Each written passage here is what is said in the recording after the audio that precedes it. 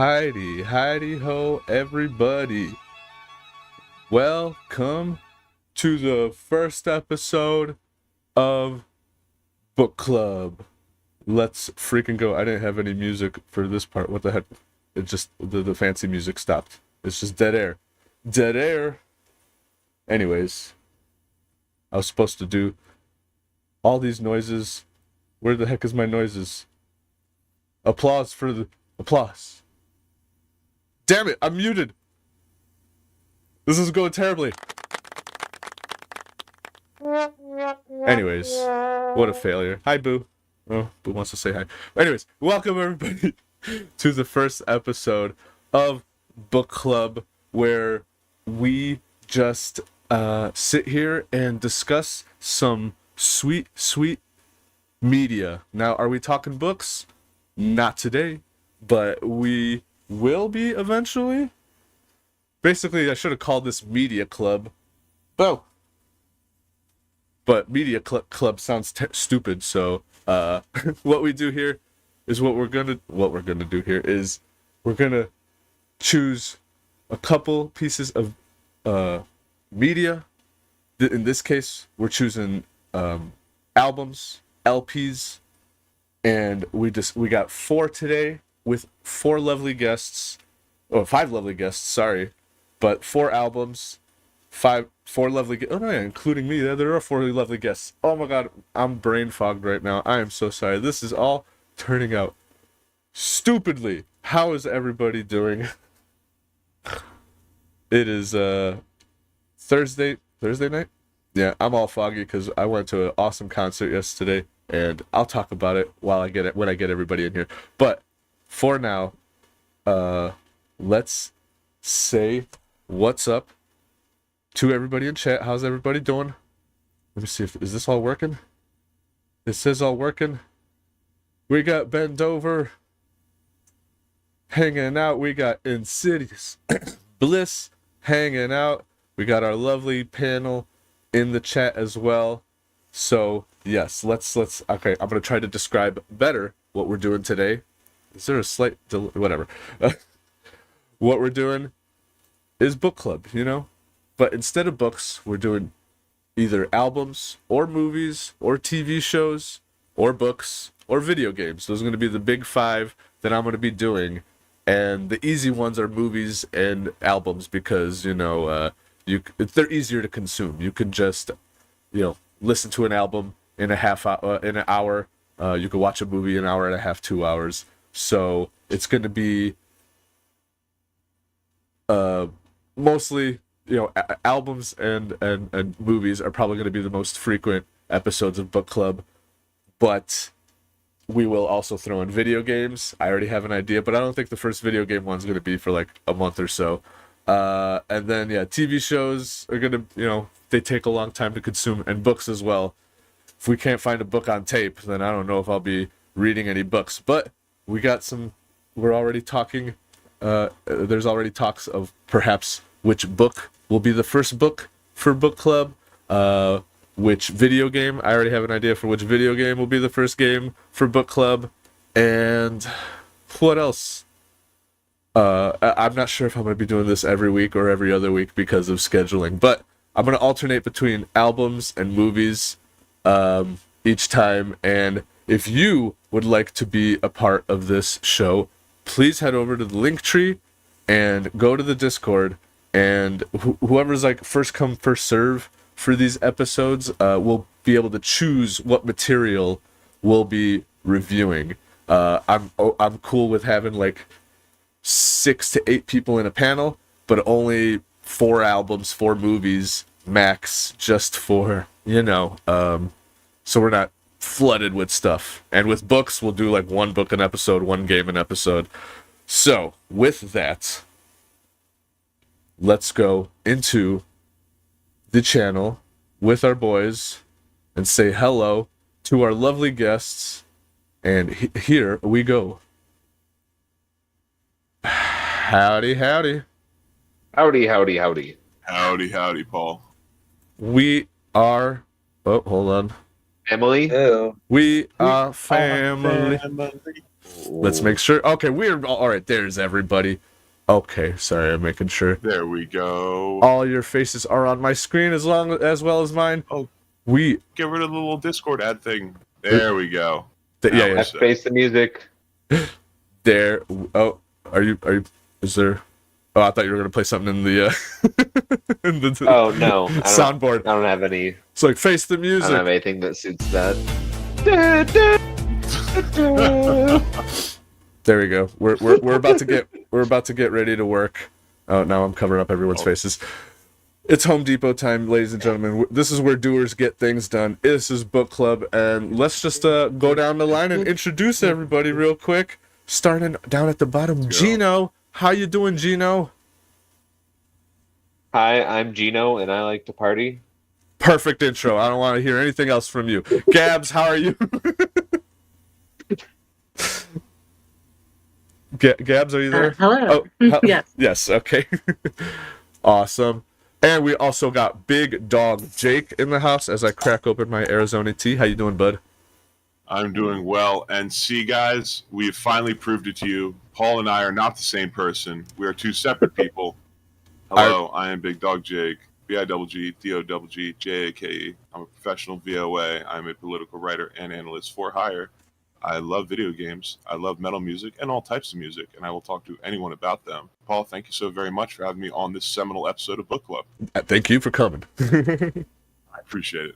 Hell yeah. And for the first time in anyone's channel, chat, podcast, anything, we got Mr. Moo himself, Ahmenra. Boo!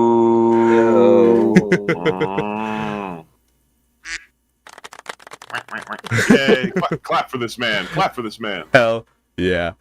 I am excited to talk with the you guys and with the album choices that we have lined up here, because Absolutely. at first I was like, Geno with his damn ninja sex party. Like, not to say like and it's similar to what happened last night at this concert. Primus and Perfect Circle and Pussifer. Primus was such a wrench in the spokes of like what the vibes was, because Pussifer and a Perfect Circle were almost like a gospel, like angelic and like freaking just you know, and then Primus comes in and it's like bump bump bump bump. I'm like, yes. It was like such a vibe shift that I welcomed it, and I was like, this is a nice familiar face, and that's how I felt with Ninja Sex Party. I'm like, you know what? This actually is so appropriate for this lineup, because like Jake's got a freaking metal album. Me and Gab's got this like freaking, you know, like almost gospel, or I don't know, just like storytelling. And then here comes fucking "Welcome to my parents' house." I'm like, this is amazing. Left out some snacky. Can you believe this stuff is free? I loved every minute of it. So, and yeah, and also same with Rivers of Nile, man. I you know, I'm actually quite picky when it comes to like metal. You know, I grew up with new metal, so unless it's funky, like, Right. and I need to ease into it. But I think a band that really helped me get into like the heavier side of things, even like the death metal side of things, was Gojira. Oh, right on. Right on. And, Great Gojira, choice. Gojira? Have you heard of Gojira? No. I think I've It's- heard of Gojira. They're a French heavy metal band. They're Ye- very good. Yeah, I very much enjoy Gojira, and where'd I go? And yeah, so I was listening to this. I'm like, yeah, giving me like some Gojira vibes, and luckily my brain, because I used to be pretty picky when I only like one flavor of ice cream, you know, when it came to music. I only like new metal. But now I'm branching out, and yeah, no, I really dug that album. So Right on. I will just do this real quick, because I have, where is it? Pull this up. Sorry. And on here, you guys should see in a second all the artwork, not artwork, but the cover Album covers. album covers, and we'll talk. Just go down the line. Actually, I wanted to start with this one, Pussifer. If anyone is not familiar with Maynard James Keenan of Tool. Oh my God, my camera's just like glitching out here. Your band is Tool. Is my band is Tool? I have a Tool. Oh God. But oh wait, where's all the? You're too quick with the dad jokes that I can't get to this in time. Damn it, Gino. Oh my God. Speaking of Pussifer, during the show, Maynard, like I said, there was it was great. Me and Gab saw Pussifer, A Perfect Circle, and Primus yesterday, and it was a celebration of Maynard James Keenan's 60th birthday, and he did these great skits during the middle of the show that were so freaking hilarious, and there was one dad joke that I couldn't handle myself, and I'm like, Gino would have loved this one. And so Maynard is like pretending he's acting as this like dying old man. If you look up on YouTube Sasanta tour promo videos, he likes to like, hey, I'm Maynard James Keenan, I'm celebrating my 60th birthday, and he's like acting like he's dying and shit. And then he's like talking to a nurse off screen, and he's like, hey, you want to hear a joke? Well, what do you call a bear with no ears? Buh. The Yeah, Gino got it right away. He's just like, buh. And I was like, oh my God, it was such a Gino moment, and I loved it. But Pussifer is the brainchild of Maynard James Keenan, his second side project, A Perfect Circle being his first side project, which we also saw last night, but we're not discussing them. We're talking about Pussifer. And so yeah, this is like Maynard's baby. Like he owns this. He made a record label just to have the full rights production for the band. So this tour that we saw yesterday was like a Pussifer production. So like their guys were the sound guys. They were setting up the show, and man, it was so great. Back to the concert real quick. It was awesome because it was those three bands, and they didn't take turns.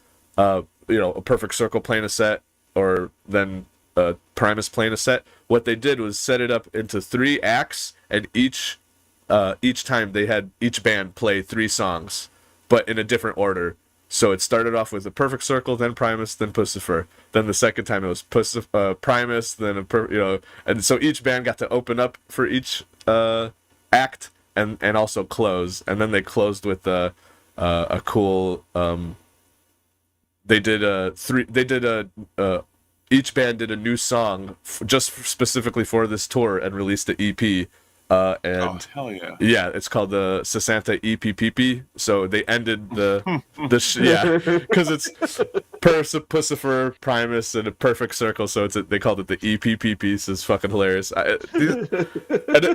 So kind of back to with the Ninja Sex Party, I was like, oh man, that's the only comedy album in this set right here. But like when you think about it, Pussifer, Maynard, and even Queens of the Stone Age, Josh Homme, they're both very comical with their wordplay. Like in I'm thinking the Queens of the Stone Age album, there's a line voyeurism, jism. And I'm like, it's like funny ass wordplay and stuff. So they're all kind of comical in the sense, and even in the subject matter of a lot of these songs, especially here in this Pussifer one, which I actually love the subject matter in this album, Existential Reckoning. There's a lot of just like almost like Gabs kind of said, like gospel music, where like you're just so that's why it's one of my favorite albums, because for me, he's just said, it's like gospel. It's like, I don't know, it's like a religious experience. Oh, absolutely. Especially seeing it live. But I imagine live. It's for sure. It's an experience. And the subject matter of like the album with the one of the songs talking about, I forget which one it is, but like kind of talking about like the underwhelming, you know, kind of just saying like, hey, don't feel bad cutting dumb people out of your life.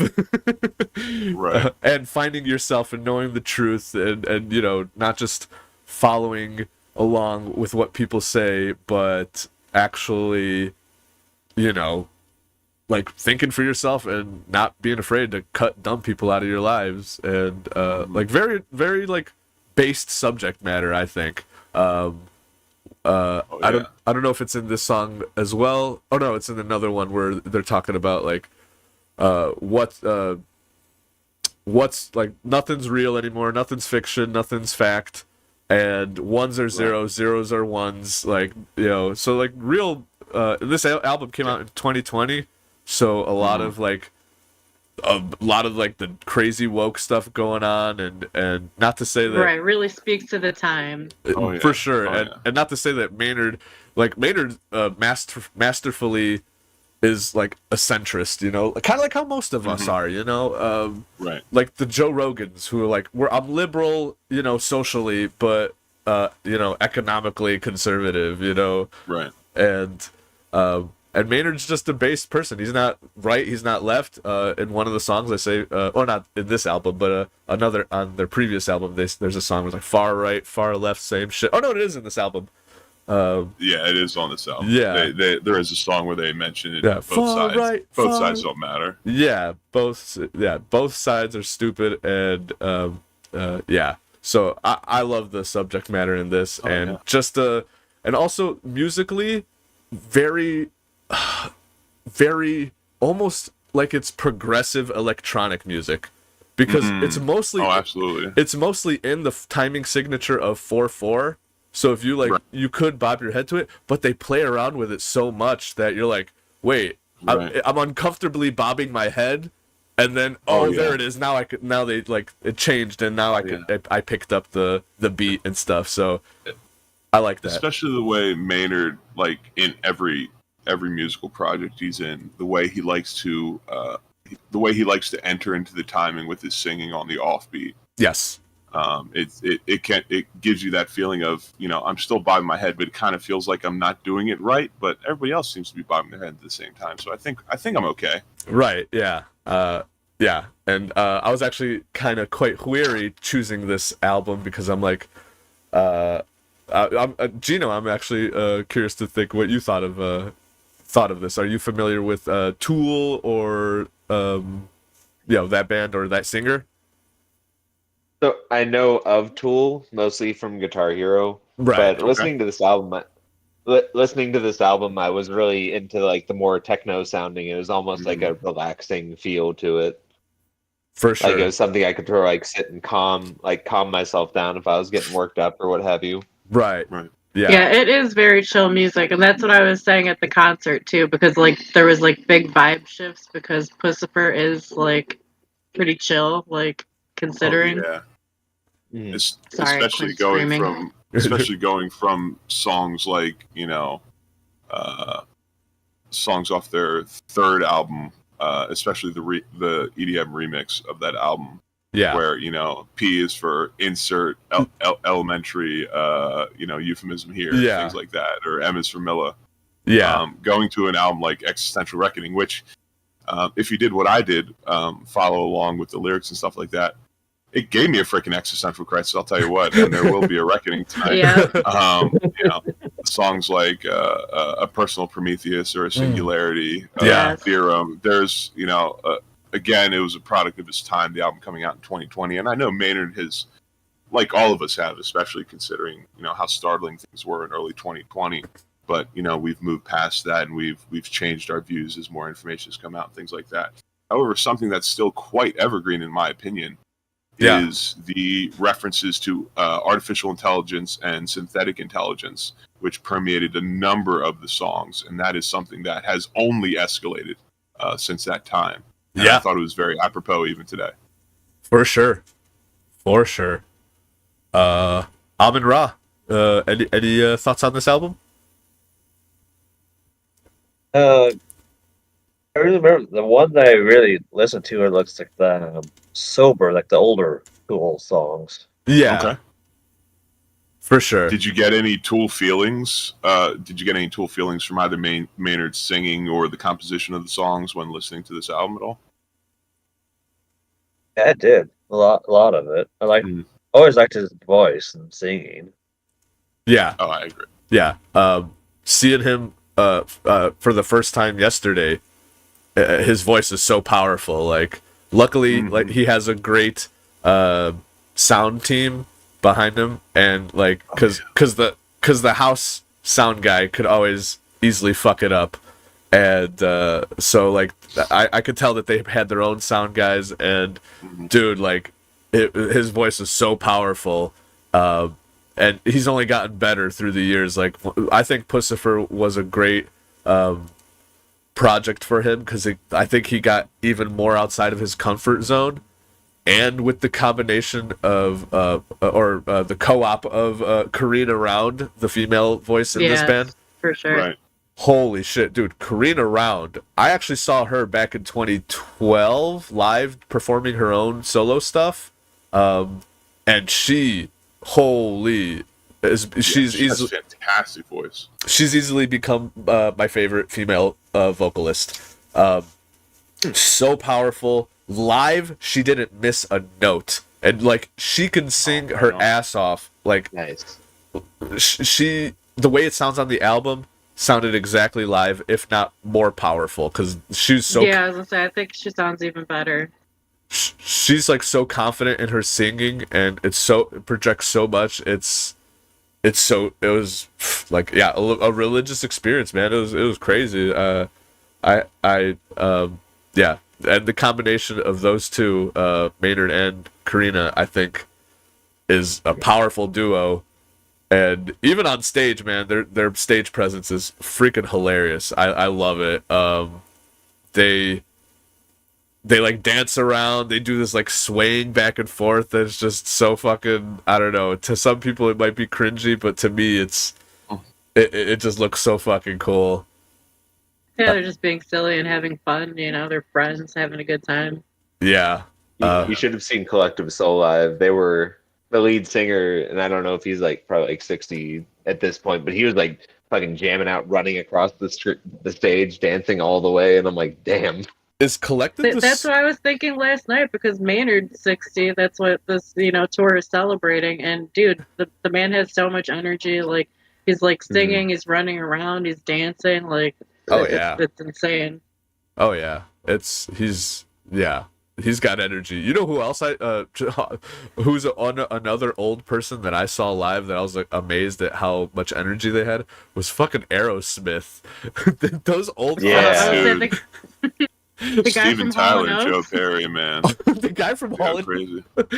Also, we saw Hall & Oates about a year or two ago, and I think that might have been cocaine, though. Yeah, I'm pretty sure Daryl Hall, even in his old age, still does cocaine, because I'm pretty sure there was definitely one or two cocaine references, and he kept fucking. Hold on, I'm off. I'm back on.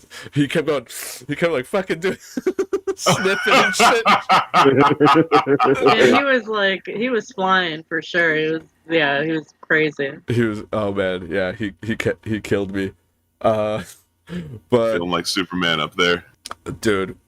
Cracked me up. But yeah, back to Pussifer. Yeah, no, Maynard, full of energy for 60. Even and whatchamacallit is 60 years old too, from Primus.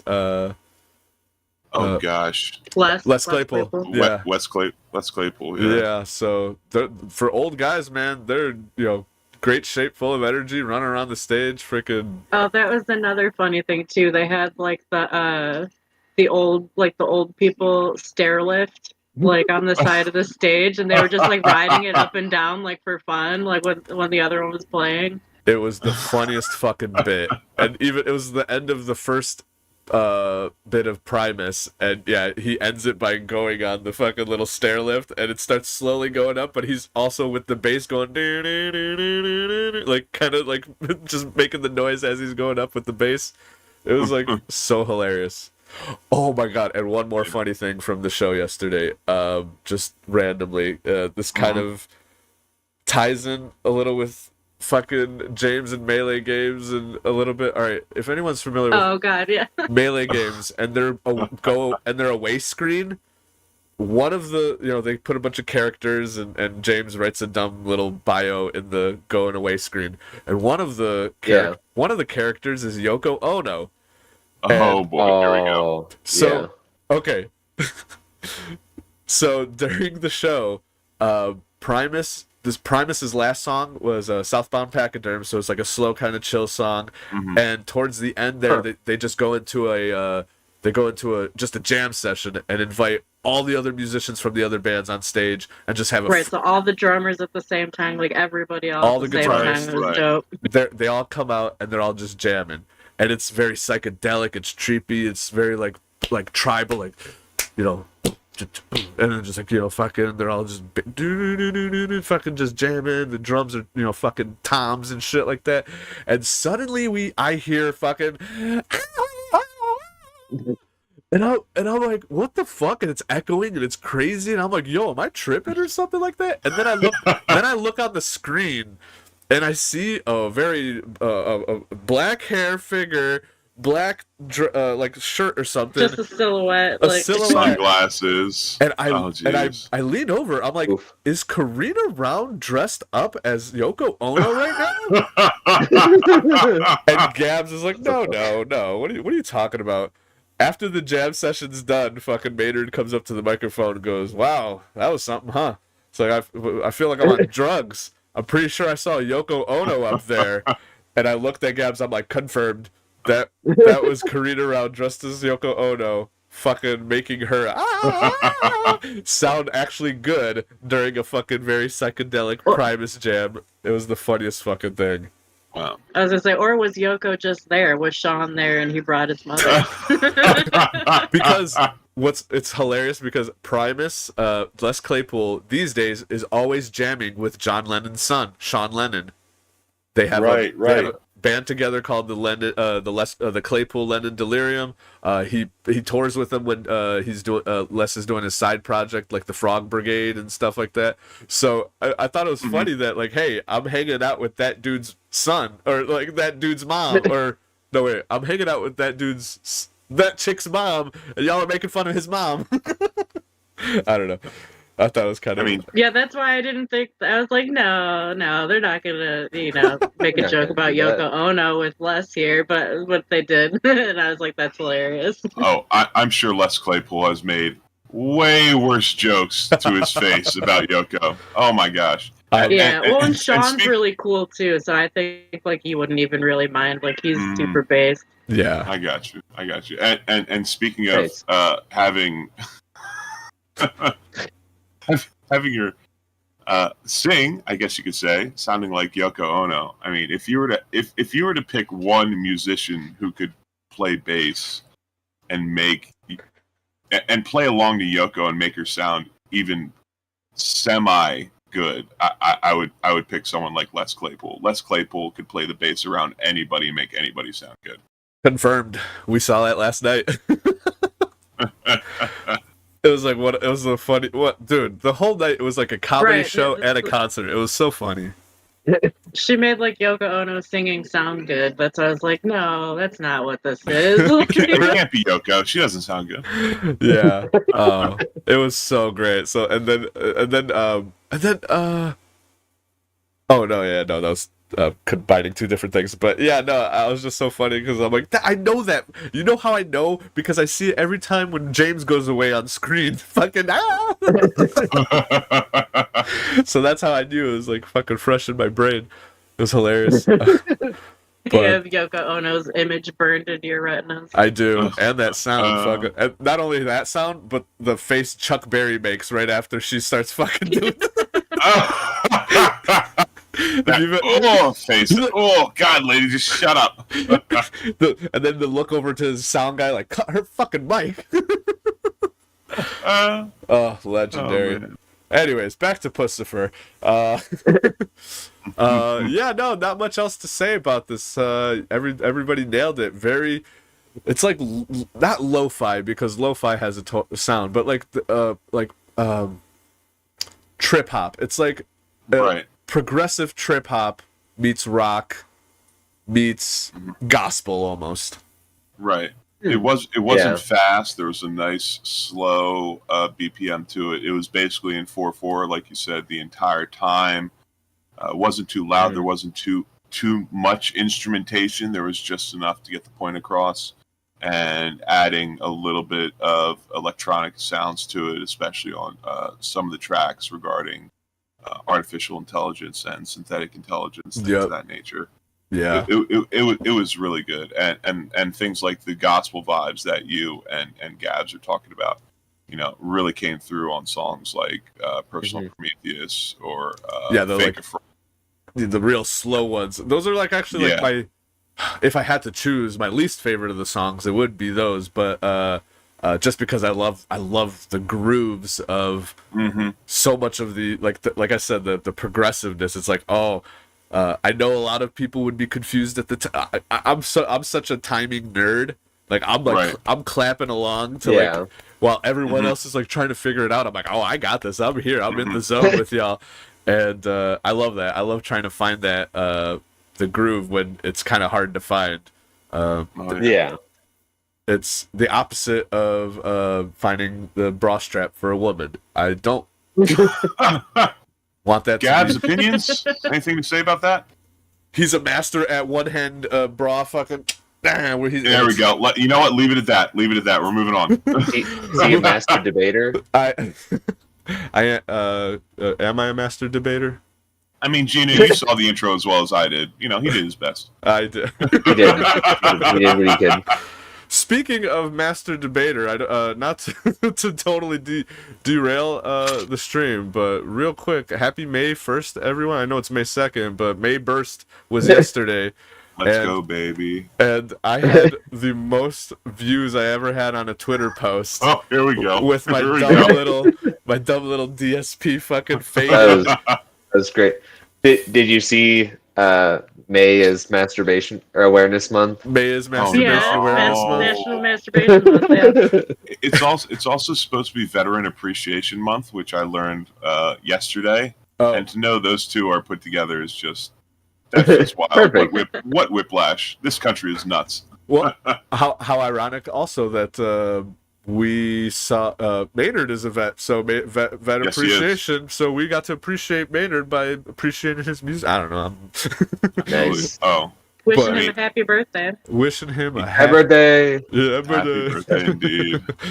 I didn't know he was a veteran. Yeah, Yes, he is. He was originally in the Army, He was in the Marine Corps. Marines, yeah, and then after that he started Tool, and that's why Wow, I did not know that. Yeah, it's deceiving because he looks. I mean, he just turned 60, but he looks like he's in his maybe mid 40s, and he's kind of looked the same for like 25, 30 years. So looking at him, you can't exactly see it, but yeah, he was in the Marines when he was in the late 80s, early 90s. Yep. Yeah, and he's kind of small too. But man, does he know jiu-jitsu? Yeah, everybody's seen that. one video of the guy. Stamina. Oh yeah, everybody's seen the video of that one guy jumping on the stage in the middle of the Tool concert, and him just taking him down like a sack of shit, and sitting on top, and holding him with the mic in one hand, singing the rest of like 7 minutes of the song. And no, he wasn't on top. The guy was on top. He was on bottom, choking him out with the mic in his hand, fucking and singing, dude. Perfect. Maynard is a legend, and I was talking about this with Gabs today. I'm like, it's so sad that in this day and age that legends of rock like Maynard and Les Claypool are at an arena. And when I'm driving, I was driving Uber earlier that day. And I had some random person, like, I was saying, because I want mainly Uber at night. And I was like, I'm only driving during the day because I got a concert to go to later. And they're like, what concert you go to? And I'm very self-aware. I'm like, I know people these days aren't, they're only going to know Lil whatever or, rap and stuff. So I'm so self-aware. I was like, yeah, it's a rock concert. You wouldn't know these guys, but these are legends, and it's crazy to me that these aren't the top of the charts people that everybody knew who. I mean, if you knew, yeah. you knew back in the day. Right. A lot of people who like, oh, I don't get Tool, but if you knew people that listened to Tool, you're like, oh, that motherfucker really listens to music if he's listening to Tool. Yeah.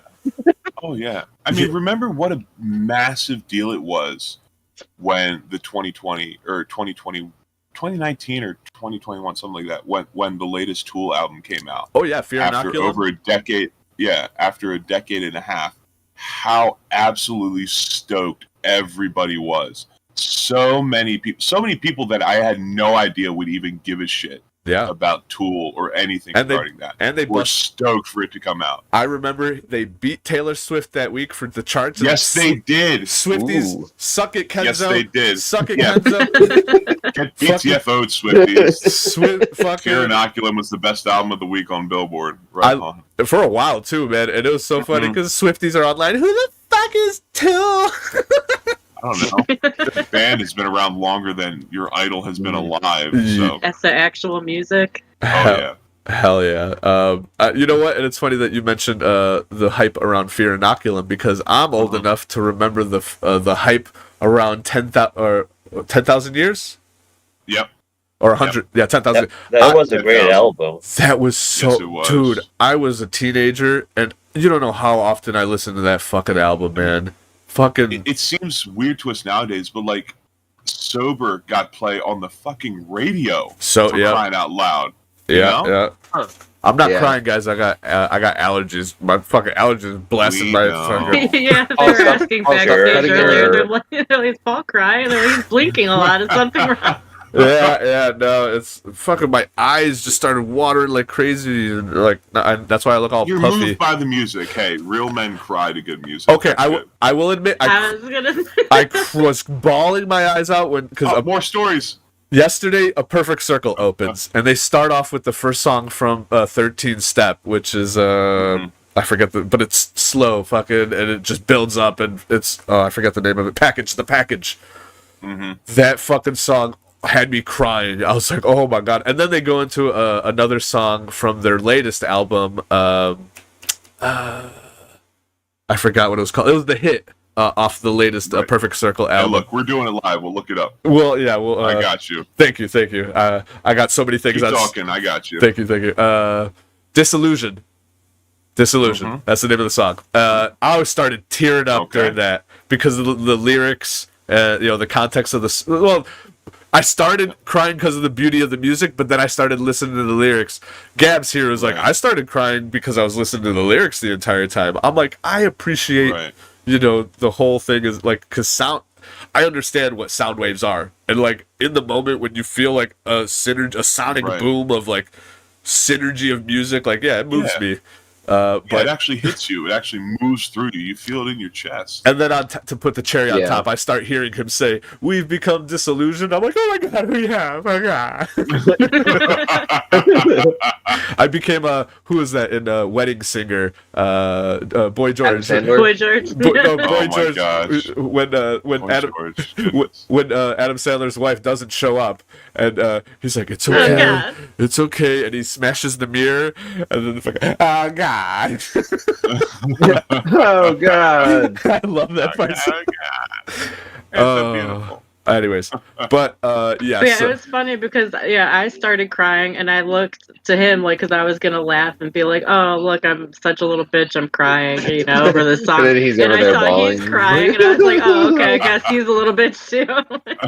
Okay, but I wasn't making ugly face while I was crying. Okay, I was making. No, he was crying very stoically, guys. Oh, good. This is my face. Marcus Aurelius It was like an Indian seeing someone throw trash on the highway. Just like just the single tear as you look. yeah. What is this, Wayne's World? It is, yes.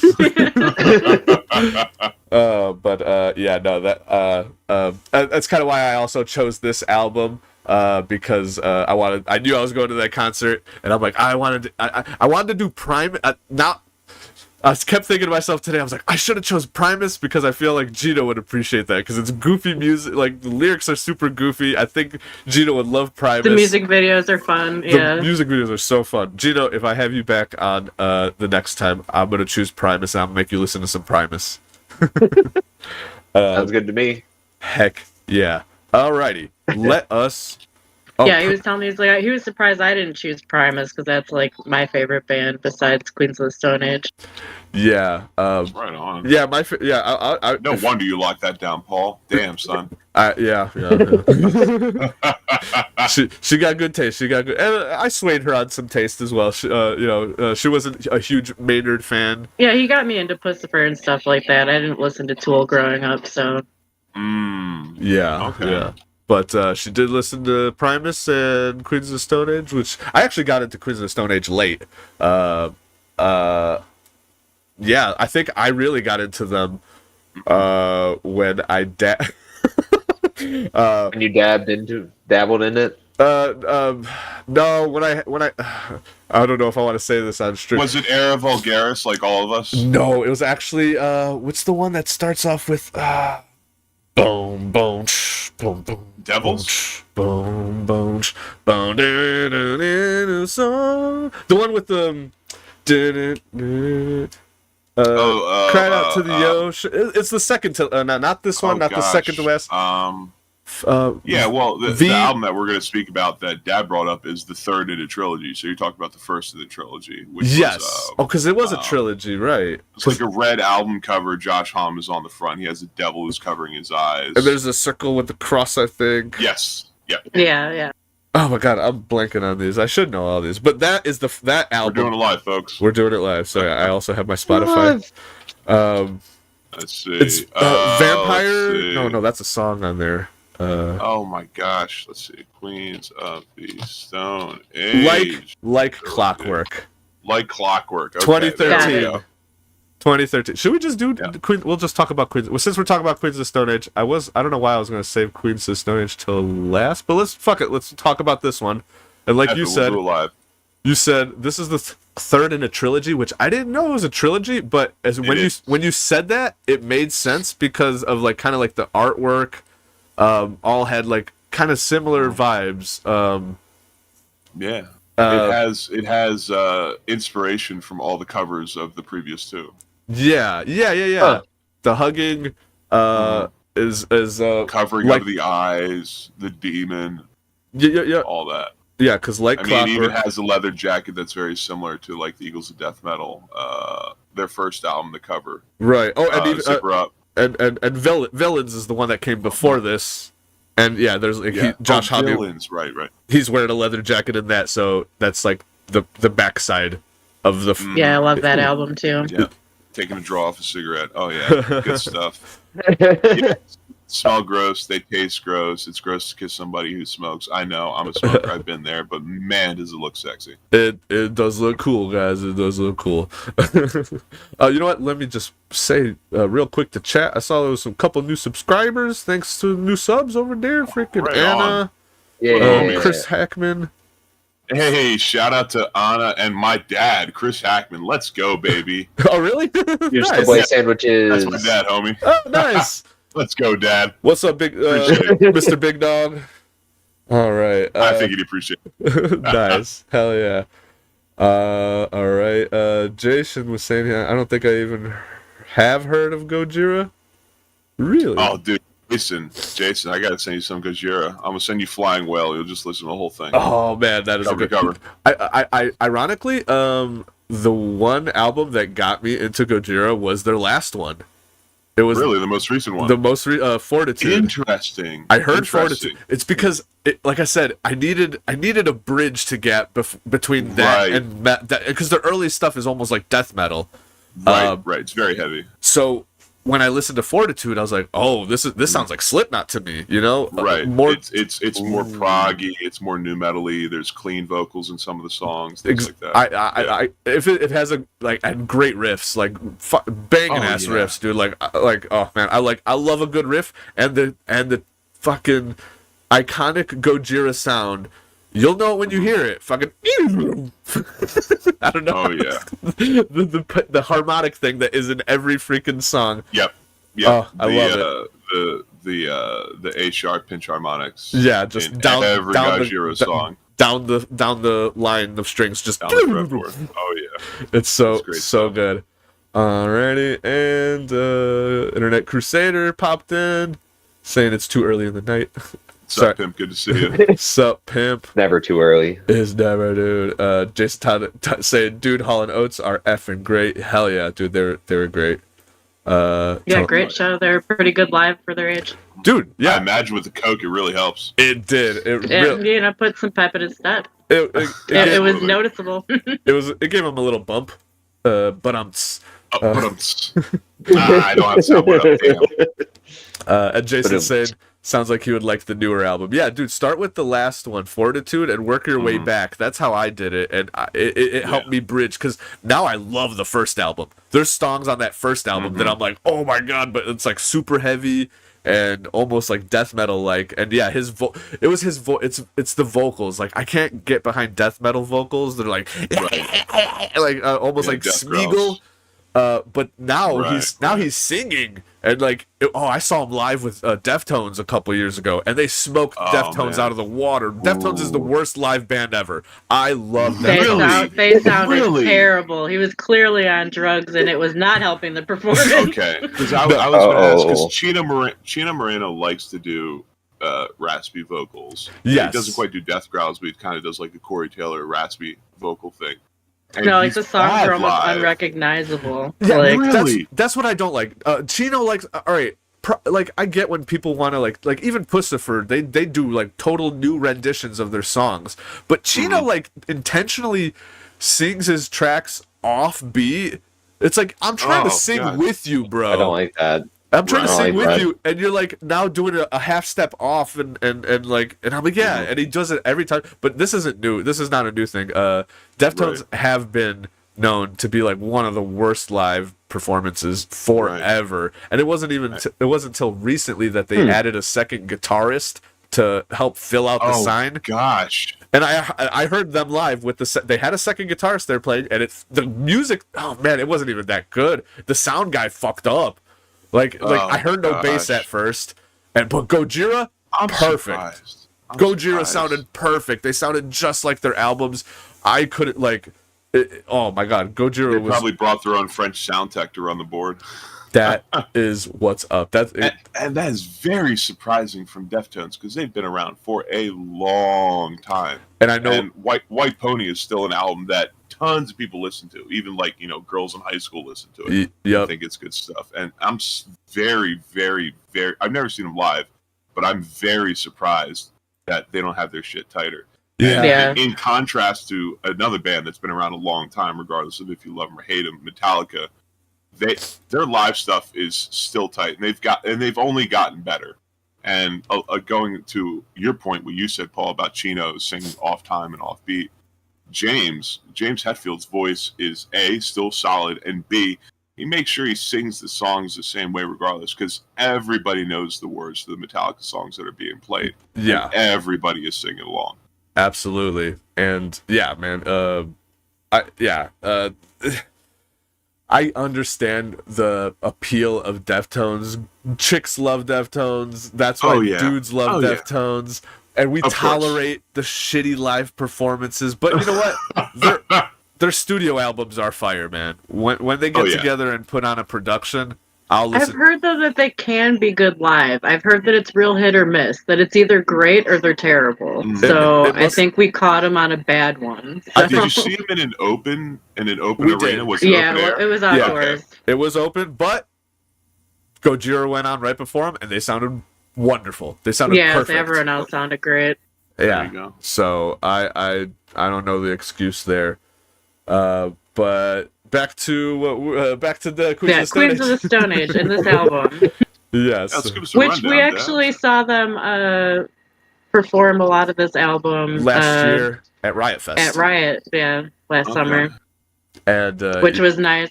Because I was like one of the only people in the crowd that like knew the words to the songs, or like knew the songs, because the album was so fresh. But they performed them. I mean, the album, like it was like 9 months ago or whatever when they were at Riot Fest, and they were playing a lot of the new songs. The album just dropped like that week. Yeah. And as soon as it dropped, I like listened to it nonstop. For weeks. This album is burned into my brain because we listened to it on loop for like 2 weeks straight, and in anticipation for the concert. I like to know the new songs, and it's so funny how much you can tell when you're in a crowd and like the wind gets sucked out of the crowd for not knowing a song. So they'll be screaming and hollering for freaking Little Sister or Just So You Know or Right. the hits. But the second Threes they and sevens, that kind of stuff. the second they hit a song from this album, just the energy sucked. But I was listening to this album all fucking 2 weeks, and I'm like, let's go. Right. And like me and the girl in front of me too, like she knew the new stuff too, and like so everyone was like looking at us, like giving us looks like, oh, you guys must like really be fans. You guys actually know this shit. Like, Yeah. Oh yeah. And yeah, so this album, I really like back to front. Like, I really, I love. yeah, when I listened to the whole thing all the way through. Like, I don't, just listen to like a song or two. Like, I love the whole thing as a whole. Yeah. Mm-hmm. Just like the previous album, Pussifer. Although, you know what? I could even say on Pussifer, like those songs, Prometheus and all that, I find myself maybe skipping just to get to, like, the last song or whatever. This song. I like Prometheus. That song? You don't like that song? No, I like Personal Prometheus. Oh, you do like that song, right on. But like, sometimes I'm like in the mood for like, it's too chill for me, and I'm like, I gotta, I don't want to cry, feel too emotional right now. But on this album, I don't really like. I love an album where I'm like, I don't want to skip a single song, and I feel that with this one. Each song that pops on, I'm like, oh yeah, this one's great. Oh, yeah. Yeah, and I feel like this album had a lot of meaning. Like I love all of Queens of the Stone Age's work, but this one in particular, like you could tell that like he was really writing from like a place of like he was feeling a lot of things when he wrote this album, and like you said earlier, like he went through that very messy, terrible divorce. His wife was terrible to him. When they were going through the divorce, he found out he had cancer. So like the songs like at the end you could tell are really like about a lot about that, and he makes references to it as well. Absolutely. Yeah, for sure. Like, and it was just just a really good album. Yeah, absolutely. A lot of meaning. You nailed it. The divorce, the cancer. I think even the kid custody of his kids. Yeah, full custody of his kids from her. Oh yeah. Yeah. And of course the title in Times New Romans being a reference to how basically every newspaper used the same font, Times New Romans, and the amount of articles that were written in tabloids about the stuff that was going down between Josh Homme and his wife, and the custody battle with their kids. And as that's going on, he gets diagnosed with cancer, and then that gets out there, and oh my gosh, and dude really bore his soul on this. Yeah, definitely. And the line in the song in New Times Roman where he says, where he's saying like we're all alone in New Times Roman, there's no allegiance, like you could tell, like like obviously what he means by that, and right. The people that are writing these articles in newspapers and tabloids, they don't give a fuck. They just want people to view. They just want people to watch. They want people to read. They want people to view the stuff they have to say. They do not care whose side they're on or if they're on any side at all. They just want people to read what they have to say. Mm-hmm. So they don't, they didn't give a damn about what was actually going on. And like the stuff about like the empty, like vows being empty and meaningless, like obviously like the things that his wife said like didn't mean anything when it all came to it, because till death do us part doesn't mean anything if you just leave, right and in sickness and health, like he had cancer and you're like being evil and vile towards him while he's potentially dying, like pretty fucked up. Oh yeah, it's especially in negative space. In the second verse, there's a line: "I am weightless, yet heaviness defines between what home was and the yellow moon.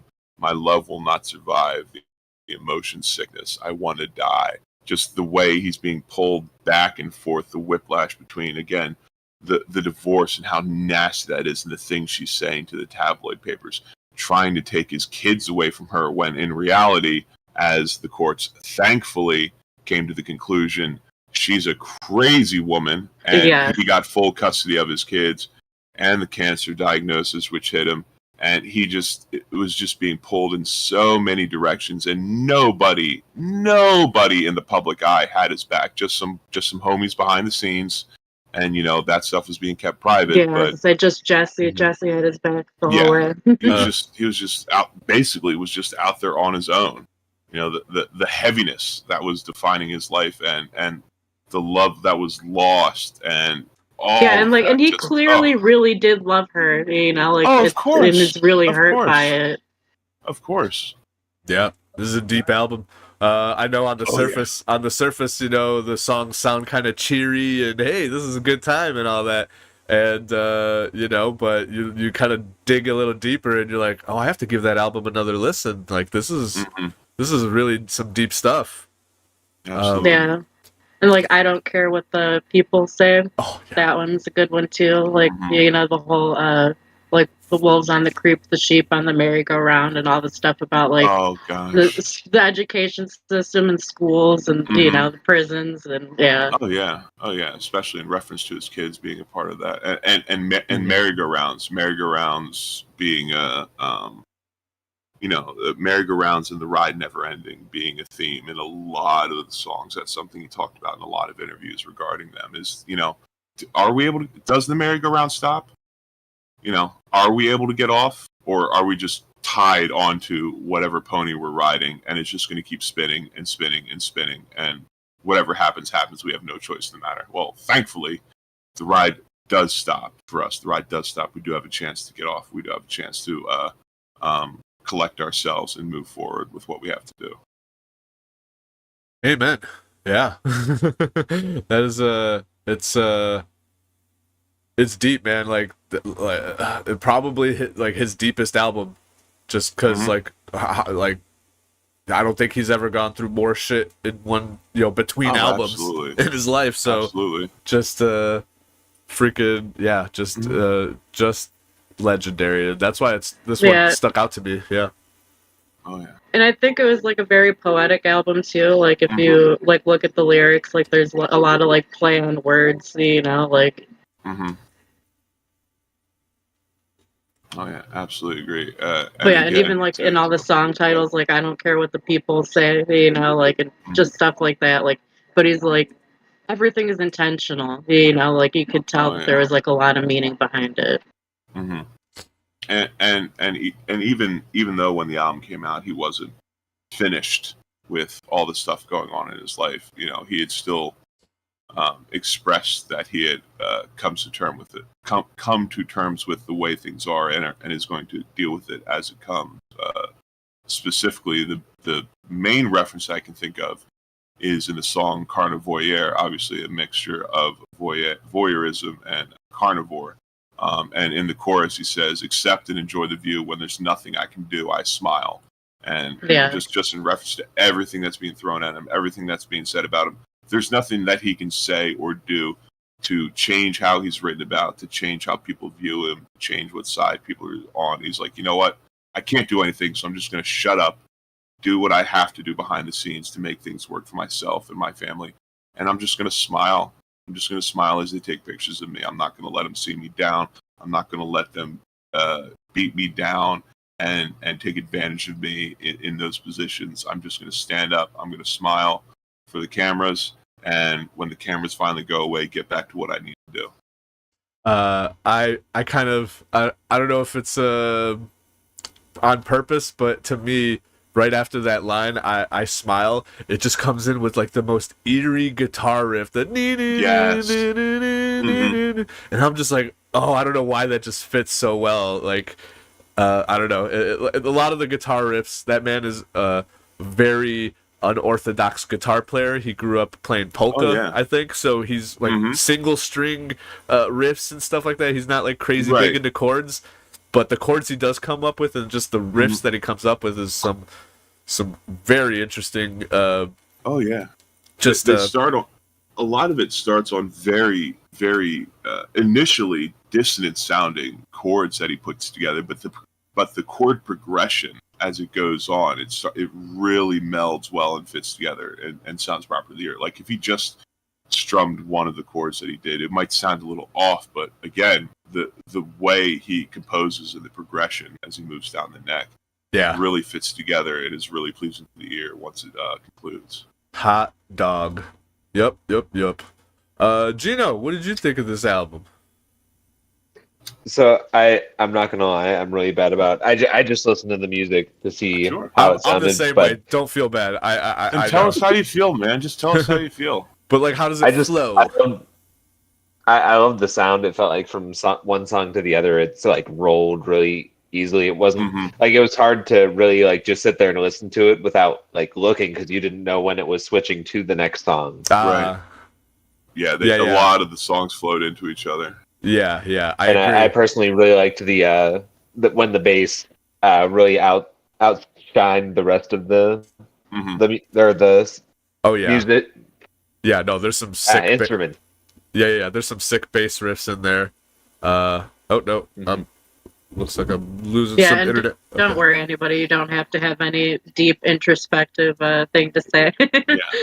Right. I just happen to really like this album, so I had some shit to say. Absolutely. And no one has to do what I'm doing. I over prepared. I was watching the lyrics along with every song. I was taking notes, but that's just in case. That's just in case so that I can better empathize with the choices that you guys made. Too. Like I turned Paul on to doing that because like I the lyrics matter a lot to me. Like with music, I'm like that's intentional. Like, isn't it? Like the lyrics are important, aren't they? Like, it's funny because this is whatever you do, don't go ahead, Gino. Whatever you do, don't do that with Family Strokes by MC Virgins.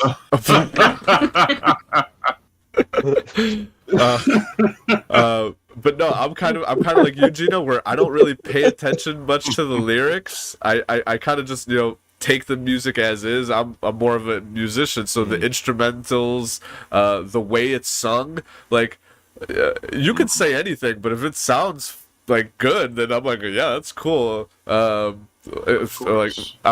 get to Ninja Sex Party, but like, then, like a lot of the songs sound like legit good songs, and then he fucking throws a wrench in the spokes by saying like, fucking all these fucking fruits. I don't just so whose yogurt are you going to be slinging tonight? That kind of, during a love song. Dude, that one was hilarious. That song killed me. We'll get to. I won't say that I don't. I won't say that I don't pay attention to the lyrics. Well, I don't pay attention to the lyrics, but like vocals are a big part of like what I listen to. Like if there's a song that like all the instruments are like cutting out the vocals, I'm sort of turned off to the music because I'm like I want to hear the vocals because usually that's like that's what I'm good at is vocals. Right on, yeah. And a lot of these songs, like you'll hear them over and over, and then you'll start humming either the guitar riff or singing along, and yeah, that's I really enjoy this album. I don't know if anyone caught this. I caught this from this album, and this is a video game reference. One of the songs sounds exactly like Battletoads and Double Dragon. Oh, in which album? In Times New Roman? In Times New Roman. What we're right here. And gosh, a little bit slowed down. I'll tell you which one it is. Let me figure it out. The name of it. Is it Sicily? It is. I think it's hold on. Sorry. No. Everybody speak over so we'll get copyright. Where is it? Where is it? What is it? Is it? We are listening to the music right now. Don't strike us, YouTube, please. La la la la la. What is?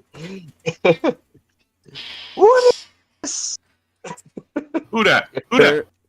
Oh, no, I think it's. Is it the last one? No. Is it? It's the last one. It's emotional sickness. Emotional sickness. The second to last song. The second to last song, and during the emotion sickness. Don't care for me, baby. Baby, don't care for me. Had to let it go. The guitar riff, it goes da da da da da da da da, and all I kept hearing was Oh,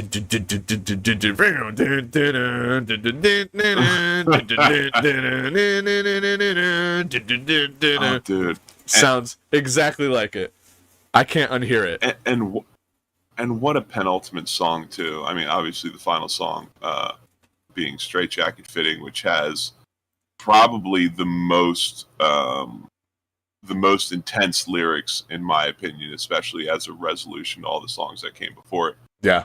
But Emotion Sickness, even like the riff, like you mentioned, and leading into the intro, where he's making references to just, metaphorical and literal sickness that he was going through. Obviously, the literal being the cancer, and the metaphorical, the emotional, being the battle that he was having with his now ex-wife, and finally getting custody of his children.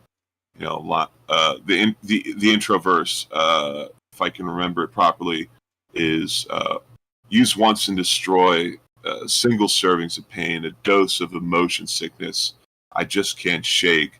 But then the final line is, then my fever broke. Finally breaking through and finally having clarity again, finally feeling healing and whole again. It's really, really beautiful stuff. Really great stuff. Right? Fuck you guys. This is book club. What fucking... This is... Those Let's words, go, baby. This is fucking... Let's go. Look, those I mean- words... Just a straight up reference to referencing a song from the previous album, the way you used to do, where Great he song. says, "Is love mental disease or a lucky fever dream?" And then going into this album a few years later, saying, "Then my fever broke." Finally coming to terms with the fact that he has fallen out of love with Brody because of, he loved her basically through this entire shitty process. He wanted to get his wife back. He wanted to get his life back. He wanted his family to be together. But he finally came to the realization that, you know what? Sometimes some people and situations like this really, really break us, and I'm not going to let it break me. And I pushed through the pain. I pushed through the sickness, and my fever finally broke. I've fallen out of love with this woman who I know doesn't love me anymore, who just wants the worst for me. And I'm not going to give her that space in my heart. I'm not going to live her rent-free inside of my mind and my heart and let her take advantage of how down I feel. I'm going to lift myself above this. I'm going to get past this. Which is real inspirational because... think about, like, how an emo band singer would handle this. I'm gonna cut myself and cry all night. Blah. Yeah. Like, that's a man fucking right there, handling his shit, Oh, yeah. Not getting emotional. Putting his emotions into words and then making me feeling emotional. Oh, yeah. And that's why Emotional Sickness is one of my favorite songs. Just it's not a terribly long song, but the wordsmithing in it, the allusions he's making to things in his life and the way he's feeling, I think they're fantastic. I mean, one of the again, going into one of the verses, he mentions check the price for an alibi, buy the slice. Yeah. Like, something like that is just chef's kiss. Yeah. Just chef's kiss songwriting. Josh Homme, if this was a tier ranking list for wordsmiths, Josh Homme would be S tier. Absolutely. I think along with Maynard as well. Like, absolutely. That's kind of a running theme here. Those two guys are just brilliant with their words and storytelling and just the way they use music to convey a message. It's something I don't do in my music. When I make music, I just kind of like put together notes that I put math together. That's all I'm really doing. But with this, like, music is a two-part thing. It's the music production, what kind of, like, how it flows, how it makes you feel, and then there's the lyrics, which is like the whole other beast to it, and not just they're almost like two totally different skill sets that when interwound properly make, and you could be are better than the sum of their parts. And you could be a great fucking singer, but be a shit lyricist.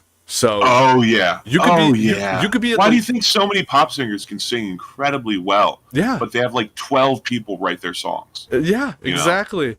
And it's funny. So when you have a singer that is a master of both, knowing how to hit the note and how to wordplay, you got a dangerous man right there. And Oh, absolutely. yeah. Gino, any other thoughts before I ask Ra here what he thought of the album? No, that was about it. I feel like it's something I could just sit down and listen to for like hours on end, probably. Right on. I love another thing I love about book club here is that like Yeah, as long as you enjoyed it, I'm happy. yeah Yeah. and I like genuine like because if a thing gets chosen here on book club and someone's like, yeah, I really didn't like it, I don't want people to jerk me around and be like, oh, I liked it, you know. But Yeah. Oh yeah, if you don't like it, that's fine too. Yeah, if it's not your thing, that's cool. For sure, yeah. And so I genuinely get happy when I'm like, oh, cool, a thing that I showed someone made someone happy. That's awesome. And heck yeah, so that's awesome. Ra, what did you think of this album? Are you a fan? Which album was this one? This was Queens of the Stone Age, In Times New Roman. Are you you listen to any Queens of the Stone Age? Listen to a few of their songs. They're pretty good. For sure. Yeah, this one was their latest one. When did it come out last year, right? 2023. It came out last year, yeah. Yeah. So it is I forgot what one I listened to last. I have to look. okay. Okay. You're probably someone like me, Ra, who was introduced to them through Era Vulgaris, probably through the song Threes and Sevens, because that was a song that guitar. Oh yeah. Every Guitar Harmonix Hero. wanted that song on Guitar Hero. It's a great song to play. Absolutely, it's a really fun song to play on guitar. But yeah, their big hit was Just So You Know, and actually their biggest album I think would have been Go with the Flow. Go with the Flow. People With the usually know Flow. that one. Yeah. Oh yeah. What was the name The of it? last one I listened to was No One Knows. Yeah, No One Knows. Yeah, that's that's another on that good one very too. good one. Yeah, so that album is Songs for the Deaf from 2002. That I think is their biggest album. That has Love that album. Yeah. has Dave Grohl on guitar, drums. And yeah, that was like the one album. That was the album that kicked off their career. Just so you know, or is it Just So You Know or No One Knows? It's no one knows. No One Knows. I don't know why I'm calling it Just So You Know. And that was the second Queens of the Stone Age album, right? Because I remember the first one. Actually, I don't remember exactly. I was a little young, but yeah. I remember not necessarily which album order it came out in, but because that was the point where Caius was still going, but finally when Queens of the Stone Age started to take off and Caius was kind of, in its twilight years, that they decided to just call it. And Josh Homme and oh gosh, what is his name? Oliveri, the bassist? There's Oliveri and oh gosh, I cannot think of the name. He the guy who did Jalamana. The singer? I'm thinking of oh gosh, what is the guy's name? Brant Bjork. Brant Bjork, who played in Caius and then formed his solo stuff. Brant Bjork played guitar, he did backing vocals, and I think he played bass in Caius as well for some. Right on. Him, Josh Homme. They decided, this Caius it's done now. We've basically run through everything we're going to do. Queens of Stone Age is taking off.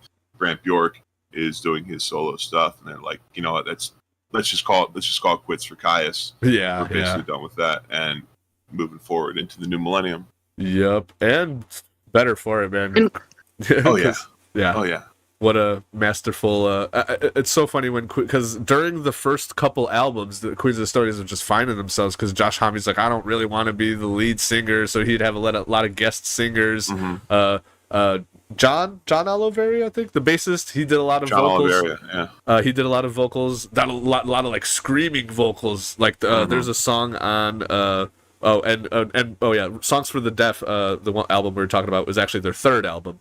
So the self-title, and then Rated R, and then that one came out. Oh right, but Rated R. Rated R has a couple great songs where like John, the bass player, is just doing like straight up like freaking guttural screams, and even it's all like a whole different band.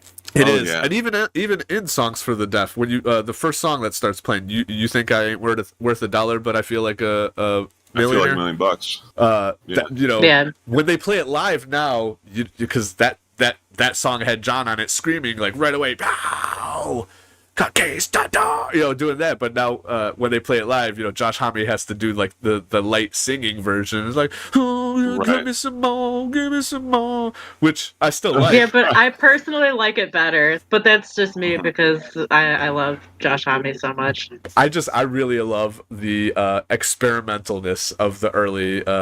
He was trying to go heavy, and then by this time, when Queens of the Stone Age gets to like this trilogy that you were saying, they've really like found themselves, and like now he's like has the sound, his sound, like I feel like he has it like tight and knows has a direction.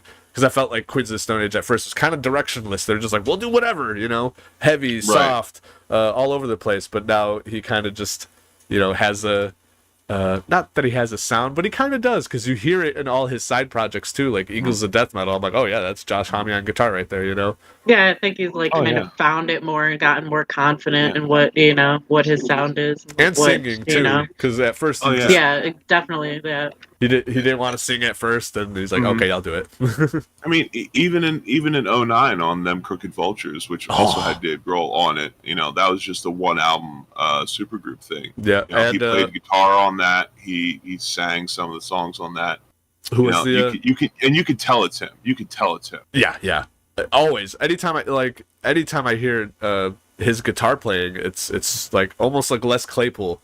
Like you spot it right away. Someone who you just hear a few notes from them, and you know exactly the same. Like if you hear the first 4 notes of Tommy the Cat, you're like, that's obviously Les Claypool on a Rickenbacker. Right. Like, no doubt about it. Absolutely. And yeah, man. Queens. Oh yeah, I would say another thing about this album before we move on is that I think too that this album was influenced a lot by his work with Jesse, and In Eagles of what do you Death call Metal. it? In Eagles of Death Metal, like you could really and just like the vibe of the music, Yeah. Right. There was a couple songs yeah. on this album that I'm like, this should have been on the Eagles of Death Metal album. And then vice versa, a couple songs on like the latest Eagles of Death Metal. I'm like, this is starting to sound more like Queens of the Stone Age. Yeah, because Eagles' death metal has always been like light, real easy 4-chord song, especially because John didn't play guitar until he was 43 years old. He started to play guitar because of Josh for Eagles of Death Metal. Jesse, the singer. Yeah, Oh, yeah, Jesse in Eagles of Death Metal. Yeah, he never touched a guitar until he was in his 40s, and he did it for Eagles of Death Metal. It's funny that so- it makes sense because when I hear his guitar playing has a sloppy twang to it, that it makes Right. sense that he just started learning. But I love it. It's simple, but there, like you said, there's that twang to it. There's not real complicated chord progressions, but all the songs are really catchy. They're nice and fast. His vocals go great with it, even when he gets into the high falsetto in songs like "I Only Want You" and things like that, or "Miss Alyssa." And now that he's gotten better at it, not only has he gotten even better at his vocals, but he's gotten better at guitar with their most recent album, Eagles of Death Metal. They've started to branch out more to kind of different genres in the songs. Right on. Ahmenra, you said you got to get going. Right, you gotta take off. Did I? Yeah, getting a bad headache. Oh, okay, All right, man. man. Yeah, no worries, bud. I Yeah, appreciate I'm you. sure our yammering isn't helping any of that. I'm sorry. Oh no. Your guys are fine. No, I really appreciate you coming on and hanging out. Absolutely. And I'd love to have you come on and choose an album that we could discuss and and discuss some more. But I really appreciate you coming on and hanging out, man. It was a blast. Yeah, same here, For Rob. sure. Okay. Yeah, man. But I hope you feel better. One out. Absolutely, man. all right, Take care of yourself. Yeah. Here, guys. 21 Moose salute. One moo salute, moo. All right, Take bud. care, brother. Alrighty, and well. hold on real quick. Rod's the homie. Ra is a homie, so much so that I got it. Where's my soundboard? There it is. It's the moo. Let's go. Round of applause for Rod. Oh, I took the moo out, but I feel oozy. There you go. Lucy. We could all feel Usi together. Alrighty. Boy, can we. An ultrasonic gas quake, feel Usi. Gino, please. The day after I showed you the Usi song, you instantly sang the line that I couldn't get. How do you, Jasper Cat 2? I don't know how to. I still don't know the line. I love that song so much. That song got robbed for Ka-Ching of the Ring. Should we do a book club of all the Ka-Ching of the Ring songs? That would be fucking Oh god, hilarious. that'd be so long. Oh, or I just Bob Starsky was robbed. Bob Starsky should have won. oh. Oh my god! You know, real quick controversial take. Well, I mean, nobody cares about fucking the We'll DSP see. song, but the only reason Oh. the current winner of the Ka-Ching of the Ring only won because he stole a video that did all, not stole, but He didn't steal it. I mean, he He did used the say video. that Everyone he did implied- admit to it, but I think people just don't realize. Oh, my internet That, like- parents are fighting. no, no, but because the song that won was a Usher parody song, and the video they used was like some animatronic Oh, yeah. YouTube. It was a, Oh my gosh, yeah.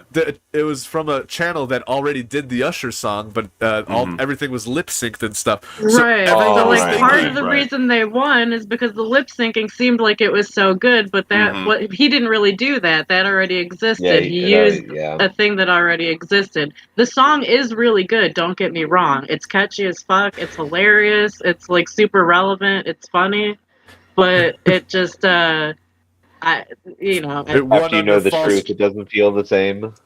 no, I just don't think that as much work went into it, as some of the other a Bob ones. Starsky And or who even Bob Starsky put a ton Dark- of work into his. There was Darkside so many Drill. Easter eggs in it. Like there was so many Darkside references. Like it was so good.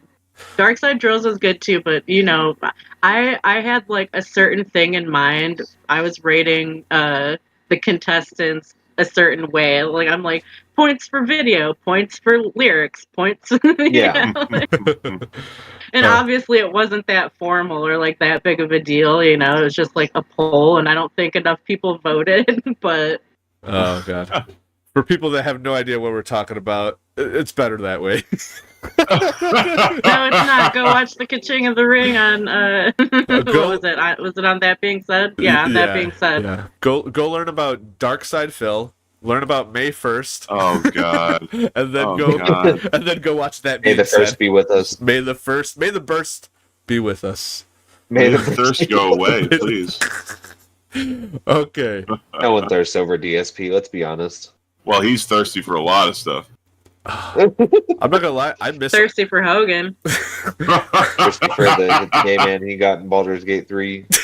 Oh gosh, I'm But that's telling why- you guys, I wasn't trying to be gay with him. Well, then why did you keep talking to him, dude? Come And that's why, on. like, the song was funny. Like, the song was "Make Love to This Bear," and it was Halson singing to DSP, like, about making love to him, Oh my So God. it was a Love to hilarious this bear. song. Don't get me wrong. And then even the bear scream for like in the song there's a chant. Yes. There's like hey, Yeah, and but- there's like a Love line to about this- like having DSP on all fours and like hearing him snorting. Oh, jeez. Oh, Oh my my god. gosh. All right, we could talk DSP all day, but you know what? Let's not. I want Get to an talk. aneurysm from DSP. Yeah, but I want to talk about what's really funny. Let's go. The prophecy. Nope. Ninja Sex Part. By Ninja Bridget Sex Bring some Part. levity to this bad boy. This freaking album. Gino, literally, the reason book club is happening today is because Gino hit me up like a month ago. Was like, actually, I think it's even in this voice chat right here. Hold on, I'm gonna. Boom. I need to tell the world about this. Right here. Everyone can see it on the stream too. When is this? March 22nd. DJ Access, Paul. Let's do a book club over here. See? And I'm like, yes. We are doing a book club. And what is this? Oh god. Sorry, Oh, I'm in. thankfully, it's I don't know. not showing up on the stream. Thank goodness. It is Oh, showing my up on the stream. I can't. Whose Oh, is booty it? is I can't that? see anything on this. Oh, It's it's in the- paused it for some reason. It's Hold on. I see. It's in this Okay. in our chat right here. Oh, Yeah, I see. I see. Man, yeah.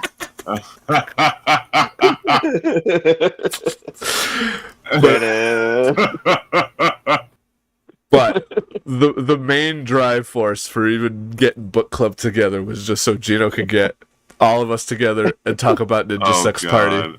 So I've been thrilled to grant Geno this opportunity. Geno, the floor is yours. Tell Let's us hear it, about homie.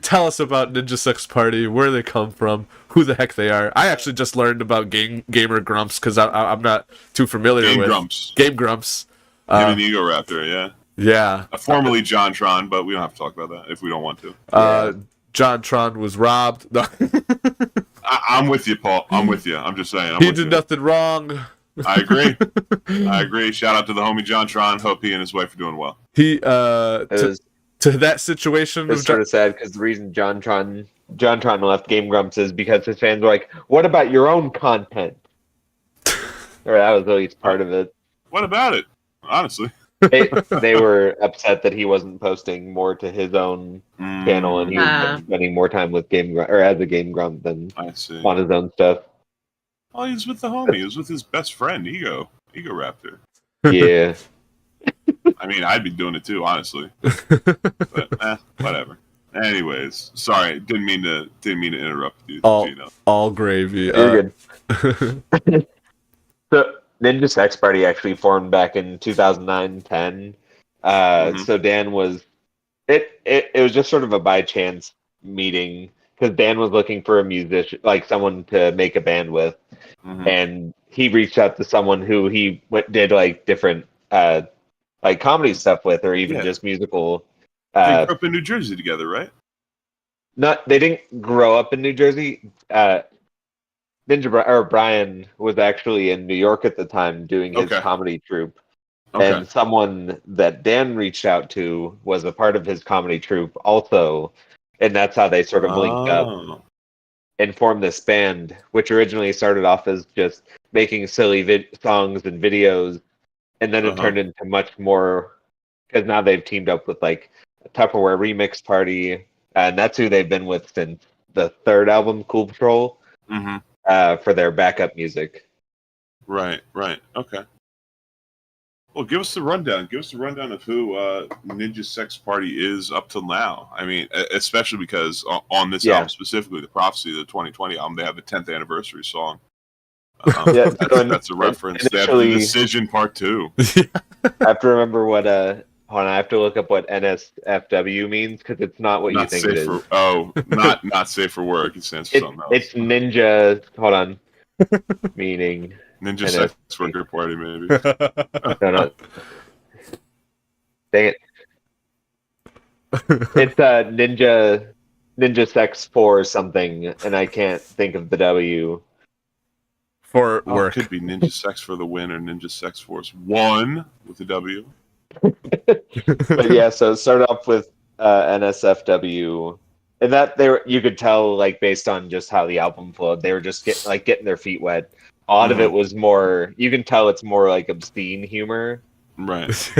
And then once they did that, they had the second album, Strawberries and Cream, which was another, like it took a step up in the quality, but it was still right around the same level, because that's when they introduced FYI I Want to F Your A and the Ultimate Sandwich. Oh yeah. But then they took after that album, then they went into Attitude City. That's when they started working with Twerp a little bit. That and a little bit of that in Cool Patrol. They actually had Steel Panther on their road trip music video. Like they were at a Oh, that's definitely something the guys in character of Steel Panther would be at. Oh yeah, they'd be at like the AVN Awards or some type of sex convention. Oh yeah, it definitely sounds like them. Then after Attitude City, they made 2 cover albums, Under the Covers 1 and 2, and then they made Cool Patrol, which was their first official, like the full thing was backed by Tupperware Remix Party, and that one you could tell hit a lot harder. Oh yeah, and that's where it was they had Danny Don't You Know, which they actually performed on Conan. Oh, right. That's Oh, right. nice. They did. I remember recording that and being like, I don't want to watch Conan. I want to watch them on Oh. Conan. Hot take, not wanting to watch Conan, but I'll allow it. I'll allow it. I think he is funny. Just I'm not much of a late night talk show Oh, same. person. Same. No, I He's just like definitely the most watching him play tolerable video of them all. games. Yeah, Oh for sure. my gosh, that stuff was hilarious, Dabs. My gosh. But then after Cool Patrol, they had Under the Covers 3, and then they jumped into The Prophecy, which The Eighth Prophecy they is probably their best, unique album Right. or original album. Why can't I think of words? Insidious Bliss says, Right, like with the concept like part. Insidious Oh, Bliss. right, Ninja Sex, Sex for for Women. Work. That's what it is. Or for women, sorry. Women. Ninja Sex for Women. Hilarious. Way better than what I said. But so, in The Prophecy, they've got, as all of their original albums have, they have an intro and an outro, usually with the parentheses of whatever the first half of the album is, and then the second half of the album. So the intro is "the" and the outro is "Prophecy." But then they jumped into Mystic Crystal, which they made in the vein of Rush 2112, where they actually have subsets to the lyric or to the song. Yeah, I like that one. A lot of when I was listening to it, and even with the lyrics, there was a lot of references or homage to Rush and Pink Floyd and other like prog groups of the late 70s and 80s. Really felt that. Really heard that. They actually broke it up by like segments. So like there's part 1 overture to The Pleasure Orb, 3 Danny's Soliloquy, 4 The Crossroads of Dragon Bar, 5 At the Peak of Mount Nasty, 6 Love Nut Meadows, and 7 Huzzah.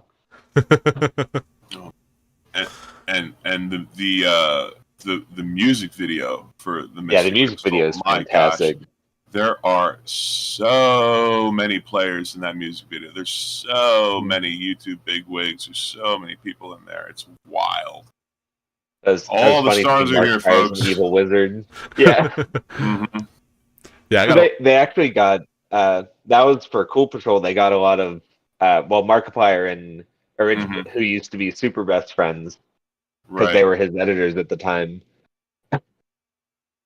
So that was pretty cool to see. Right. Yeah, I gotta watch the videos. I did because there's a video for every song on this album, right? Everything but The Wishing Bear and Ninja Brian's Kids album. Yeah, everything. The best 2 songs. Yeah. What the fuck? I love The Wishing Bear. That's not a wishing bear. It's not a wishing bear. Get out, run. Help me, Brian. Oh, you're a dick. Bang. So, fun Theo theory on this one. The Wishing Bear in the video is the Wishing Bear, but Ninja Brian wished him to be a regular bear before Danny got to make his wish. Which is why he's not the Wishing Bear. Of course. Jeez. Brian is always finding a way to stab him or break him in half or fill his chest with arrows or oh man. Love it. So, throwing up just those out of curiosity, beating the death out of him. Yeah. Dude, so what I find funny about Brian, not like Ninja Brian part, but Brian Wecht, he actually had a he was tenured at as a university professor in England, and he actually gave that up to help work with Game Grumps, but more focused on Ninja Sex Party. He has a PhD in particle physics, right? What? Yeah, and he's a very, very smart guy. But like he said, the only 2 things you can do with his degree is you can either teach it or that's it. Teach it and that's it. So he's gonna give it up to let a guy tell the world he has an STD for Oh, Yeah. well, it started as him being Well, he gets being to have behind fun the with his camera. friends. Yeah, behind Yeah. the camera as a producer for Game Grumps stuff, and it wasn't until a little afterwards that they started doing Ninja Sex Work. That's awesome. Yeah, it's kind of like Guar, because like all the guys in Guar are like, you know, Mhm. like they're all like, Dentists. Oh yeah, they were all serious Doctors. professionals, Yeah, and they're this all- was just like a fun thing for them. Exactly. They're like doctors and lawyers and shit, and this exactly. was, you know, fun with the homies, and Yeah. it popped off, and you know, Mhm. Shout out Guar. Oh yeah. so oh, why yeah. not do Shout out that? I'd Guar. rather do that. Like, Really good. Absolutely. Yeah. But because I'm curious, what are your guys' favorite songs on this album? It's Oh my goodness. I'll go first. It's either Parents' House or I can't stop. So many yeah, I fucking really like fruits. that one too. That was one of my favorite ones, and I like the It's a second bop. one a lot. Which one, Gibbs? It's bedtime. Bedtime is The second one was Mystic Crystal. the Mr. Crystal's good. That one's Yes, that one, Mr. Okay. Crystal. That one I liked a lot. But no, I love a good fucking feel good song, and Parents' House is great. Bedtime like- is great stuff. Can you I was believe gonna this say, stuff is free? yeah. Yeah, that was all funny. But because with Mystic Crystal, like it like starts off like, you know, like almost like, you know, like Paul was saying before, like it's kind of like it's like, not to say that it's not regular music, but you know, it's like it's a normal song at first, you know, Mhm. like there's no like goofy shit yet, you know. And Mhm. it kind of reminded me a bit of like the Desaturated Seven, you know, like just kind of like that mystical like vibe, you know, like we're gonna tell like a mythical story. Sorry, yeah, that's a Primus Primus. Desaturated Seven, yeah. That was their It was a last concept full album they did. last full length album that they put out about a children's story about 7 goblins and the trying to terrorizing a forest, trying to steal all the colors from They the stole land. the color from the world, yeah. And yes, What the hell? yeah, no, that's And the it's dwarves had to get it back. fucking great album. Maybe that'll be my next album. Primus is Desaturated 7. Such a great concept album. I fucking love it. But yeah, like she said, that song, I thought the whole album was going to be a concept album, like the thing. But actually, I kind of liked that they just kept it to that, like the whole like mystical fantasy thing. And then we're talking about Parents' House and bedtime and all that fun stuff. Yeah. So it was fun. It was interesting, yeah, because like I said, the way it started off, you know, so I really liked that one. And then like you said, the Parents' House one was very funny too. So I can't choose between my favorite which one. Ross still in the chat saying my Parents' House was good. Yeah. Oh yeah. Hell My yeah. parents' house was solid. I think My Parents' House is probably my favorite, especially sound wise. But I really like. So I love claymation. I love Nightmare Before Christmas and other things along Mhm. those lines, like claymation create. So seeing thunder and lightning in claymation, Oh it's no. the funniest shit to me. Oh no! I was listening to Thunder and Lightning, and I'm like, this song's fucking great. If there's oh god, I gotta watch these videos. I'm sad I didn't. Yeah, I didn't watch the videos. I just watched like with the lyrics. Yeah, I wanted to pay And attention then to. Yeah, go ahead. the same studio that did the animation or the claymation for Thunder and Lightning did the did the music video for the level up version of 6969, Okay, and it's really well designed. Mm-hmm. hilarious. Oh my god. Yeah, Thunder and Lightning was definitely a hilarious song, especially in the bridge where he says, "Lord, if you're there, please infuse my nuts with the power Yeah. of a thousand suns." And it happens. He's like, "Holy shit, you're real?" It's so good. I'm sad that I'm only just learning about this band. So for real, I had such a blast. They're apparently working. They're working on a fourth Under the Covers album because they had right a on. Danny had a teaser of, I think it was Rosanna, Okay. Oh, of okay. him in the recording booth. So I'm excited for that. Rosanna Pansino, right? That Rosanna? I think so. Okay. Rosanna. It was something like that. It only showed like a little bit of the Right, just a little bit of the singing. yeah. Oh, apparently. I also like. No, Huh? I was gonna What's say up, I thought the Prophecy was their last one, but yeah, they did Level No, Up. they have And they just came so out. Level Up is I was going to say yeah, they these came, nuts. these nuts just came out this past March. So I That, thought, that's Did where they? Get Ready. Interesting. That's where Get Ready to Get Ready came from. okay, that's awesome. But I also really like Wondering Tonight because it starts off as like such an innocent song, and Oh then you get to my the chorus. gosh. It's just like, Tonight, You know what? whose Yeah, Man. no, that balls one might be are my you favorite. That gonna one's really do Wondering funny. you're Yeah. slamming hard tonight? tonight. I still think it has my favorite lyric of the whole album, which is "Who are you slinging yogurt with tonight?" Which I think is just hilarious. Gabs Takes it right out of me. Gabs looked at me and she's like, "What the fuck is slinging yogurt?" I'm like, "You know what it is. You know what it is." Yeah, Dabs, if you want to hear something super weird that doesn't make any sense, look up their song from Cool Patrol, "Smooth Talking." Oh, my man, gosh. Oh my gosh. is that the Pig Latin one? No. No, that's Diggledick. Oh. I got a lot of Just- homework. No, I Just got imagine, I don't know what we're talking about, but like way more incoherent. yeah. oh yeah. I discovered by sending James NSP lyrics, it doesn't phase him. But if I send him the gibberish from Smooth Talking, he just loses it. He's like, I can't right now. I gotta look that dude. up now. Well, yeah, but you guys mentioned I don't know what we're talking about. Yeah, I like that one too. You should watch the music video for that too. God, the fucking Oh yeah. pterodactyl It's named so Omar, funny. they created him.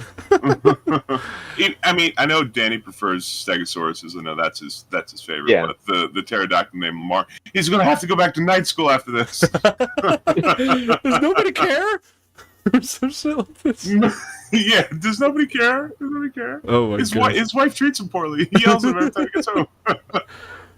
So, fun fact, because I got really into Game Grumps and like watching just the best of Danny for a while Mhm. on Game Grumps, and apparently he was like super like hyper focused on dinosaurs. Mhm. And his mom is pretty like smart. I forget what it's some sort of like science She's degree a or paleontologist. psychology. Isn't she? Oh, psychology. I don't think okay. it's because like I guess his teacher was trying to get him like not to be hyper focused on the dinosaurs, so he like right. do other things. And they were at a parent teacher conference, and his mom's like, they're like, yeah, we finally got him off of dinosaurs, and she's like, wait, what? Because that like being hyper focused on like certain subjects means you're a rather smart person, a rather smart individual intellectually.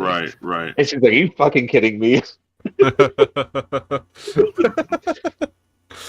Oh my god. Yeah, no. I got a lot of homework to do and listen to the other stuff, but this was such a fun album. Do math with you. I want to do math with you. Oh yeah. The fact that they came up with all those math innuendos, I'm like, how? Oh yeah. Well, obviously it's because of Brian. That's fair. My gosh. Calcu plus Oh, calcu gosh. me makes calculus. Man, yeah. Oh, and yeah. I love the chorus to I don't know what we're talking about. And I haven't for a while. It's great. It's such a, I don't know, just the way that flows is just like, oh, that washes over me. It's so silly, Okay, but Brian's degree is in theoretical physics. Theoretical physics. Okay. Wow. Okay. 'Cause I know that. Well, yeah. So there is nothing to do with that degree but teach it. It's all theory. Right. Yeah. Exactly. It's not practical physics. Exactly. That's hilarious. Oh man. So he just an applied mathematician, and you, a theoretical physicist with a master's degree in applied mathematics. Yeah. I've been crunching the numbers of our romance, and it seems we're uniformly converging to the same limit of real infinite love. Also, you fuck good. So I also find it funny. So on the Decision Part 2 for the music video, they got the same same lady. actors that they had. Yeah. Mhm. And apparently that's the person that actually got him and Brian together. Oh, For really? music. Right. Yeah. on. Awesome. That's freaking awesome. This band's a legend. In the Oh, yeah. making. This was only the fifth one, right? Their fifth studio album. Their fifth studio. Yeah, they have had 3 Yeah. covers before, right? The under the covers one. Yeah. So Oh. they have right now they have 11 total, including the covers. So they have NSFW, Strawberries and Cream, Cool Patrol, Under the Covers 1 through 3, The Prophecy, Level Up. They had over COVID. They made an acoustic album. Ooh. Okay. Then they made These Nuts. I think there's one more I'm missing. Who's nuts? These nuts. These Nuts. He got These got me. nuts. Dang it. These nuts. Gotcha. Got him. Got him. But also, Danny's done 2 albums with Super Guitar Bros. Oh, And he's working very on nice. Sky Hill again. Or he's working with Sky Hill again. They reformed. Very nice. Very nice. Hell yeah. Very cool, man. I'm so happy. This is the whole reason book club happened, was so that I could sit here and talk to you about this album. And I was not disappointed, and I can't wait for the next Ninja Sex Party album. Oh yeah. Be good. I'll make sure to bring something lighter next time. Oh no. That's a perfect segue, because I thoroughly enjoyed Rivers Where of else Nile. got my name? Yeah. Oh, yeah. Hold on, let me.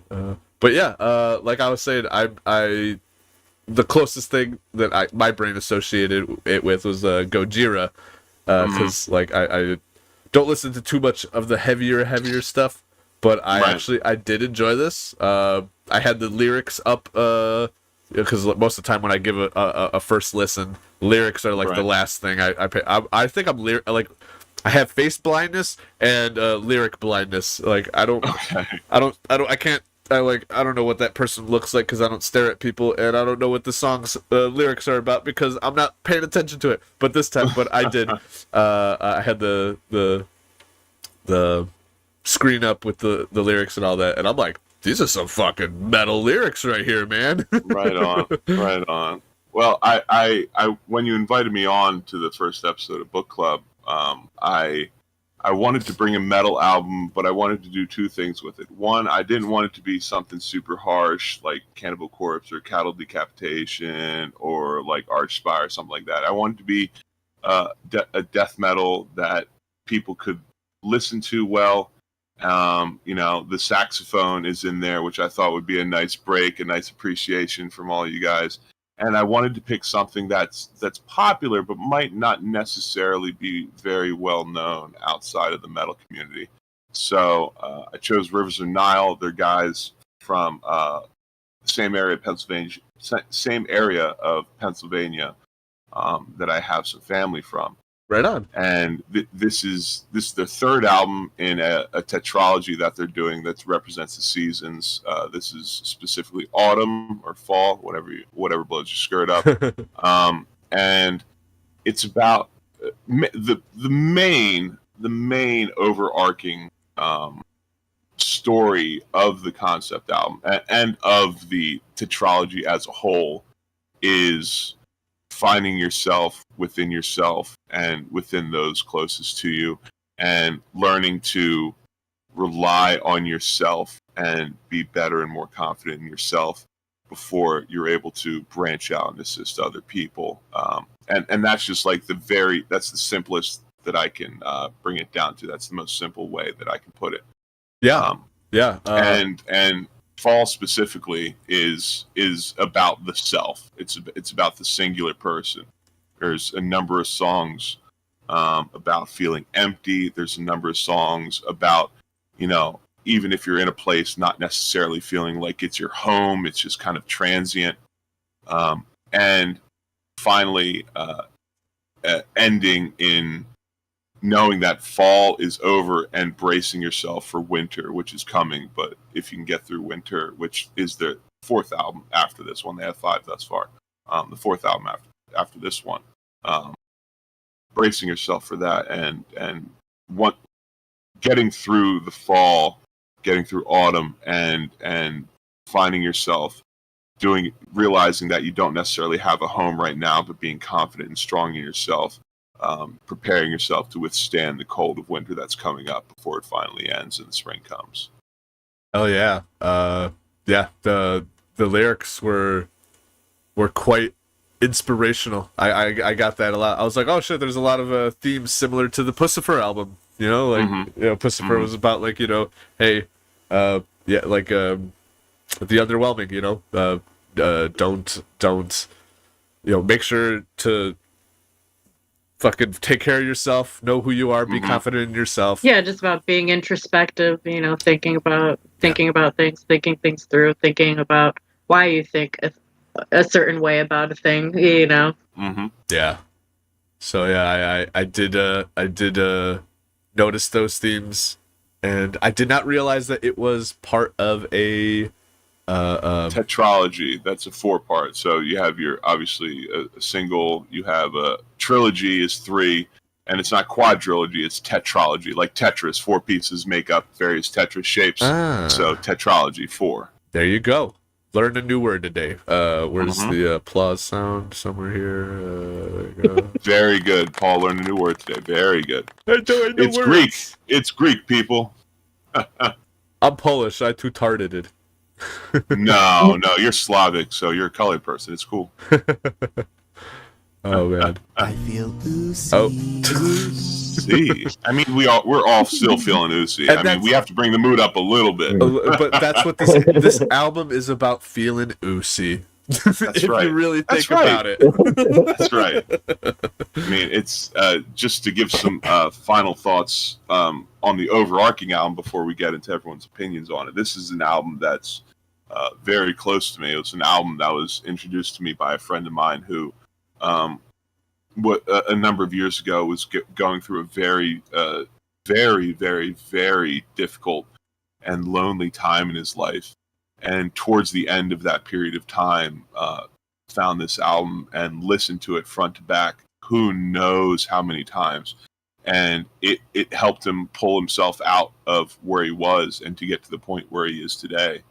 And listening to it and hearing my best friend's words in my ears and knowing all the stuff that he went through. I mean, it made me cry, honestly, the first time I listened to it, to know that, listening to the lyrics and listening to the meaning and intent behind all of the songs, and especially because it was introduced to me by basically my best friend, and knowing the stuff that he went through when he discovered this album and finally getting himself out of that situation he was in while listening to this, it really, really, really meant a lot to me. It's an album that's very close to my heart. Right on. Excuse me. Yeah, metal does that. That is why metal is so powerful, and probably why they're the most chill people.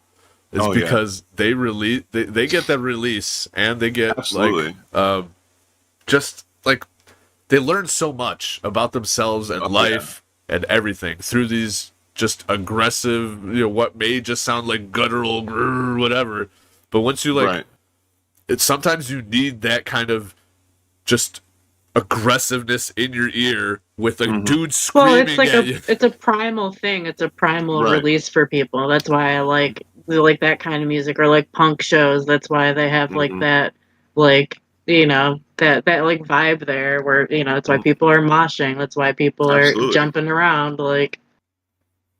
Everyone has shit going on and you're just releasing it. Oh yeah. And two points to tie in what both you, Dabs, and Paul said is two things. One is something, that George Fisher, corpse grinder of Cannibal Corpse, the frontman, said, which is, and if you've ever seen George, first off, fuck the Alliance. I am Alliance, but I'll agree, fuck the Alliance. He has the horde tattooed on his forearm where everyone can see what he's singing, holding the mic. But he's a teddy bear outside of music. And he says exactly what you guys put into words, which is when it comes to, specifically for him and for a lot of us metalheads, when it comes to death metal, it's about putting it all into words, singing the songs, playing the music, moshing out in the pit, and leaving it all out there on the floor so that we can go back to our regular lives, decompressed and relaxed and as nice people.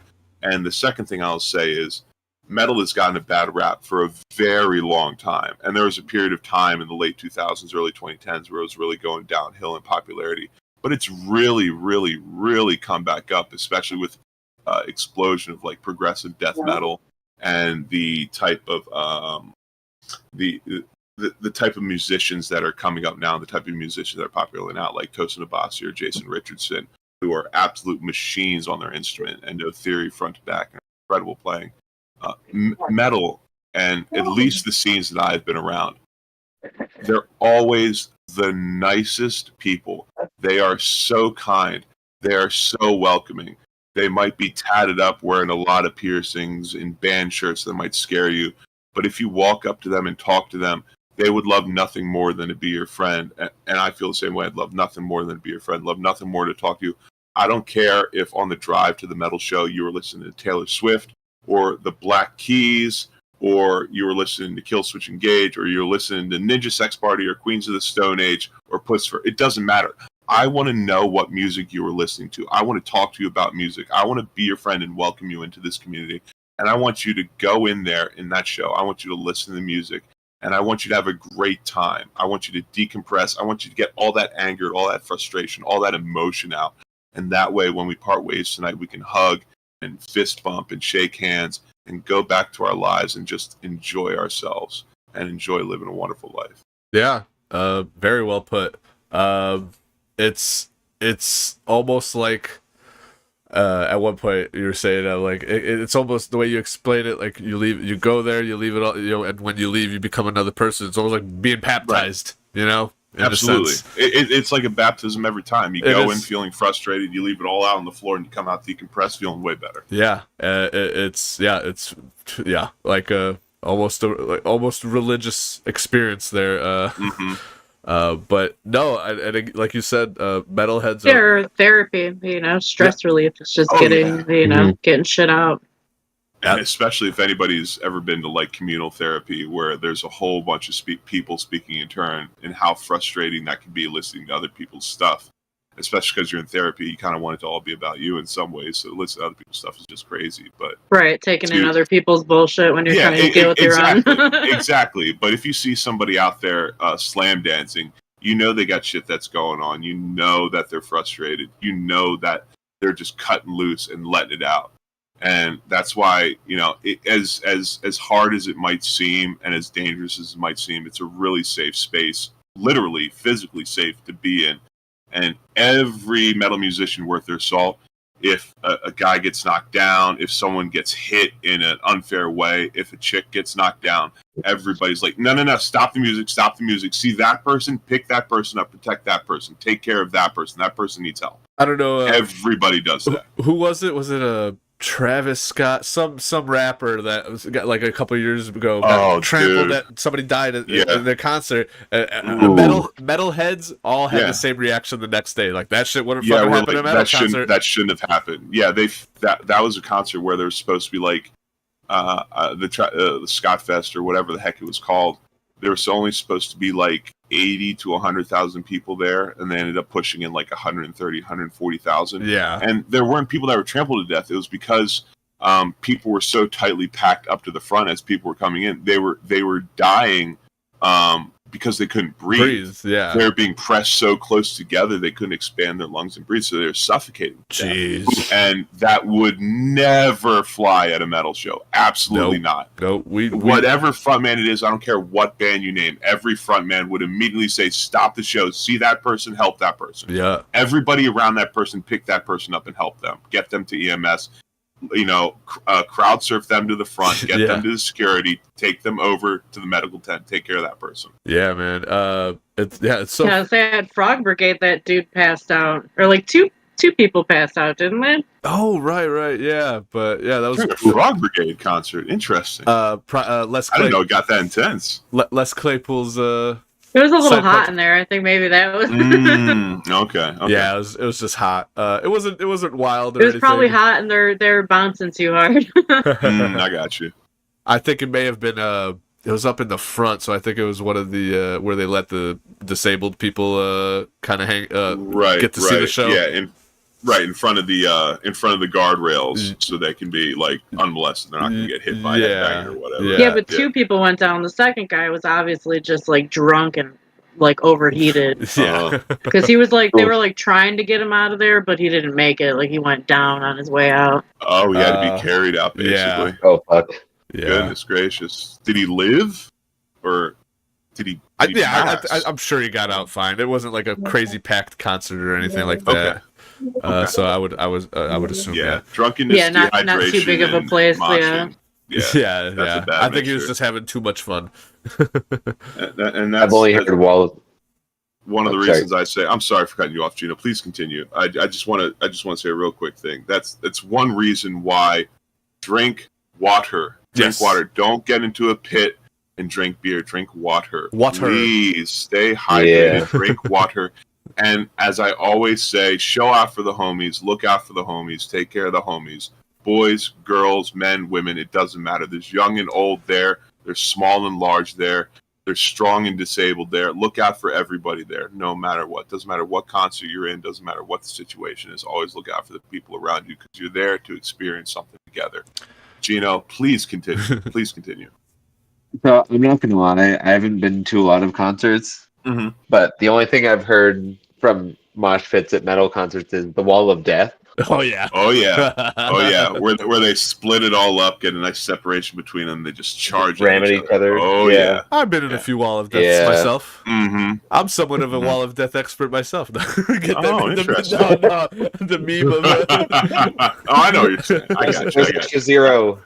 Where's we did the zero to meme that. Yeah, and it's funny because like for me when I used to go to shows, I think because I'm a girl, like dudes feel like, you know, obviously like, oh, I have to protect you, you know. So like they would like try to like keep me from stuff like that, and I'm like, Right. I'm just as I'm pissed off too. Like Exactly. I'm like I Exactly. could hold my own. I could fucking push this guy back into the Of fucking course. pit on my own. I don't need your help. Right. And And, if and I that's get- what it should be about. It shouldn't be about special treatment. It should just be about looking out for everybody equally. And if it body count, you know, Ice-T's metal side project. They have Yeah. a song called Bitch. They have a song called Bitch in the Pit, which is about a woman who is just trashing people in the pit. She is the one that is going hard. That's what it's all about. You know, just because you see a woman in the pit, it doesn't mean she needs special treatment. It just means that she's also in the pit as well. She's also slamming. She's also throwing elbows. And just like everybody else, treat her like everybody else. Yeah. You know, just look out for everybody. If she goes down, you help pick her up. If a dude goes down, he goes down, you help pick him up as well. Yeah. No special treatment. Everybody is loved the same. Everybody should be treated the same. Absolutely. Yeah, it's kind of one of the reasons why like the metal community just in general is it's one of the best, because when this whole freaking PC culture came up and inclusivity and we also have to include all that, I'm like, I've been doing that forever. What are we talking about here? You know? Oh, absolutely. I've had gay friends. We've all been in metal concerts Of course. together. We've, you know, everything. we don't. What are we talking about here? This is normal every day for us. You should listen to metal music, guys. Of course. Freaking looks Of like you course. guys don't have enough of love in Right. your life. Racism is a huge problem. Oh, What? dude. Like, Oh, dude. what? In this day and age? Oh yeah, and do you know how many black musicians there are? How many black vocalists there are? Oh, if yeah. we're speaking about race, that are just like they're brothers. They're brothers and sisters. We don't care. Yeah. And how many circle pits I've seen with like paraplegics or quadriplegics in their chair, Yeah. riding into the middle of the circle, and everybody's like, "Hell yeah, brother!" Horns up and circle pit around the guy in the chair. That's the shit right there. Right? That's the shit right there. Then That's family. They start bashing the disabled guy. You want to Oh, feel yeah. included? You want to feel...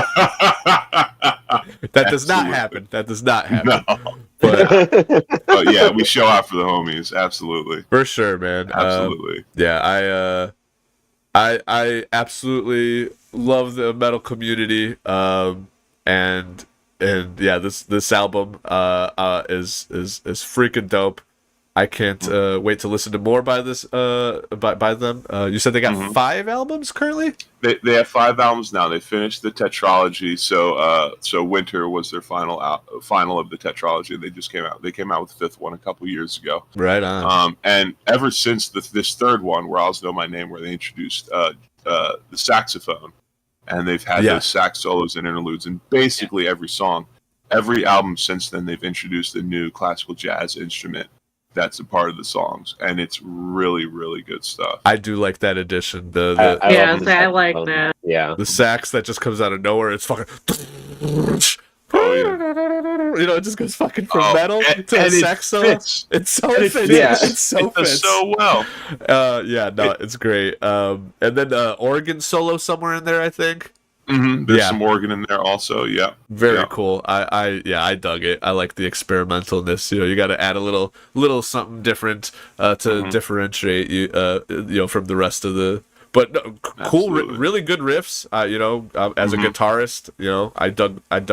Oh yeah. I don't like overcomplicated riffs. You know, Right, this yeah. current day and age of gent music where it's like, Oh, yeah.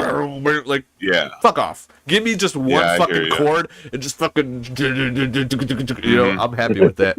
Oh yeah. Yeah. Brody, who's their lead guitarist and is also the one who does the acoustic and the keyboards and does like programmings for synth, and Jonathan, who's their rhythm guitar. They're a really, really good duo. They have great hooks. They have great solos, and they know how to properly, both lyrically and in a musical sense, conduct. And they know when to back off and give space for the vocals, for the drums, for the sax solos, for the keyboards and organs that come in. You know, they're a great dynamic. They have a great dynamic. Yeah. Production wise, because I'm all about production and how an album flows from front to back, and you know, placement of songs and all that. And yeah, this is a good one. Yes. Yeah, Right on. I like to. Oh, go ahead. Oh, I was just gonna say, after you finish, speaking of songs, if you had one, if you guys had a favorite song, which was it and why? Oh, let me, because this one actually has a decent amount of tracks. Yeah, it's got 10 total. 10 total. The first one just has a couple of lyrics, and it's kind of basically an intro to the Silent Life, and then the final song, Capricorn or Agortopia, is instrumental, and it's about 8 minutes long. Album in total is a little under an hour. Yeah, I think my favorite was Subtle Change, including the forest. Subtle Change. That was a good one. Which, that was really good. That's the longer one. That's like 8.5 minutes or whatever. And they have, it's it's kind of like a 3-parter with a long bridge in the middle. And it's the Forest of Transition and then Dissatisfaction Dance at the end. And so you appreciated the music, certainly. Like I know, like Paul was saying earlier, that death growls and death metal vocals aren't necessarily something that he wants to listen to all the time. And considering you brought something like Ninja Sex Party to the book club here, and Danny Sexbang has an incredible voice. He's a really, really good singer who pulls inspiration from a ton of different places. So I understand not necessarily liking the death metal vocals, but the instrumentation, you obviously shown appreciation for that. Give us your thoughts on it. I'd have to re-listen to it again, but I really liked the flow of the song as a whole. I love you can sort of hear the different instruments as it's going. Right. And then similar to like most of the tracks, I love the saxophone. The saxophone just like like out of nowhere, but then you're like, ooh. Yeah. Ooh. Yeah.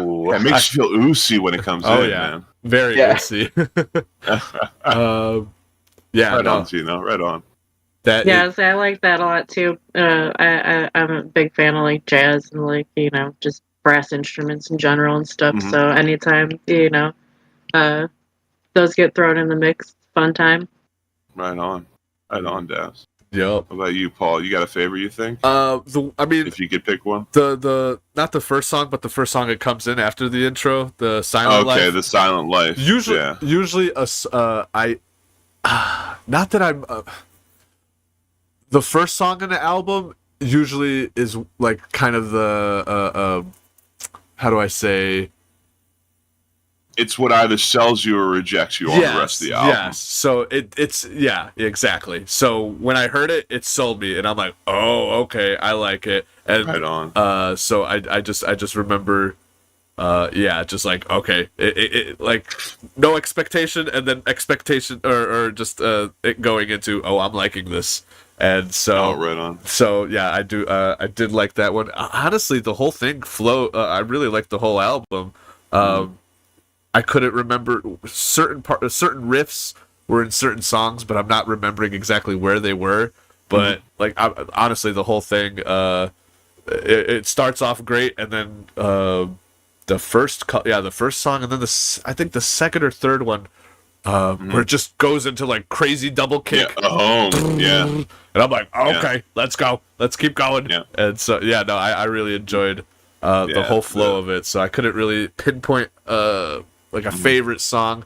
I just, like I said, the first actual song that starts playing got me sold. So I'm like, okay, this is something nice. I like. Absolutely, he likes.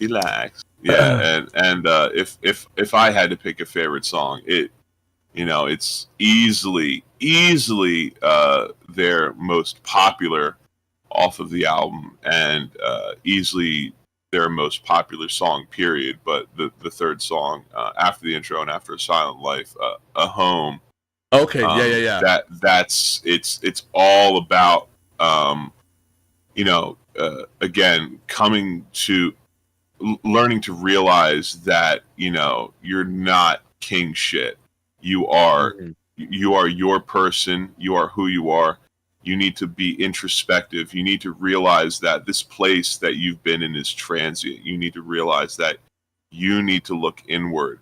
You need to develop yourself. You need to become a whole person before you're capable of moving on and truly finding yourself a home. And the lyrics in the chorus, you could have had all you wanted. You could have built it all from nothing. And you can live a life you can live a life alone, but you can never call this home. Yeah. And it's saying, again, you're in this transient place, and once you finally look in, once you finally build yourself back up, you can live alone. You can Goes nowhere, does nothing. Tips $2. Let's go. Let's go, baby. Goes nowhere, does nothing. Great to see good Hey, music. shout out Gono Dono. Shout out wait Charlie. to see what the future holds. Who I do Fish Tank with. Hell and yeah. watch ADH Geek and watch him do his book club show, where currently he Fickin' and Book Buddha Club, Priestess are doing Fickin' Book Club, where they're currently doing Doki Doki literature. Charlie Goes Nowhere and Does Nothing is also thinking of launching a music based show, nice book club type thing, and I think you would be great for being on that, Paul, as well. Dabs, Gino, I think you guys would be great on that. Hell yeah, I'm absolutely down. Hold on, I'm gonna try to. It's back. It's coming back. We've never been more back, boys. Okay, I think it's stable. It disappeared. It may have kicked people from the because it like went X for a second on my little bars over here, but I think we're back. A quick refresh on the live stream. Yeah, the live stream is still up. The chat is still up. People, people might have been kicked, but I think people are back. Get your asses back in here, guys. No, but thanks. Shout out to Goes Nowhere, Does Nothing for the 2, saying love the format. Great to see good music being shared. Can't wait to see what the future holds. Thank you, Charlie. Shout out to you, Charlie. Freaking you the legend. Homie. You the homie. Let's go. You the homie. And he also said in chat, would love to have you all on the channel. And I think I speak for him as well. Paul, Dabs, Gino. I think having you guys on, whether it be on Fish Tank or whether it be on this new music show that he's thinking of launching, I think you guys would be a great also. Heck yeah, I'm down. And it's funny because even Nerdy Neo was saying that he had like a similar idea and stuff, and I'm like, guys, book club is not. It's for really. The more the everybody's merrier. in a book club somewhere. Everybody's doing something. All the homies are doing a book club. Let's go. Let's go. If it's not a book club, it's a ranking. It's a top 5. It's So if you if people want to do real quick, just. I'm so sorry, Paul. I didn't mean to cut you off, but real quick to speak about top 5s. we did a top 5 with Jason Tange with Tons of Fun, who's like Neo's co-host. Yeah. For top 5, and Neo had to be away for work, so we pushed back top 5 Star Wars game. We did top 5 comedy movies, which you were in there for. Yes, in yes, that was a great episode. And Jason said something after the stream when we were in the green room, which I thought was very apropos, especially considering when I first joined the community a few months ago. It was just like within 48 hours that Neo and I started interacting, and he invited me onto his open mic, and we talked for like 6 hours. Oh, yeah. We're going to do a second episode later this month. And Jason brought up something I thought was very, very cool and was very nice to say, which was Neo was kind of like the glue for a lot of the people in the community and a lot of people that kind of circle around each other in that part of the group, where Neo just wants everybody to succeed. Neo does what he does for fun, and if money comes from it, that's secondary. But he, for the people that are friends with him and that kind of do things in this area like what we're doing right now, he's a glue that holds a lot of us together and keeps us interacting with each other and keeps us furthering ourselves and wanting to be better and wanting to branch out and do more shows like book club like we're doing right now. I think that's really cool shit. Shout out to Nerdy Neo, you the homie. Hell yeah. Hail Nerdy Neo. Hell yeah. Yeah, gotta love Nerdy Neo. Yeah, because he was he was asking anyone come on my show, and I admired that. I was like, that's awesome. Like, you know, because so many people are like, you know, especially people that are starting YouTubes and whatever, they're very iffy about like, oh, I don't want you on, or format, or it's gotta, you know, we gotta do it by the book or by, you know. Oh, exactly. And Neo's just like, do you want to come on and talk? Let's do it. Let's schedule it. Let's talk. Let's talk games. Let's talk movies. Let's whatever. Let's just talk.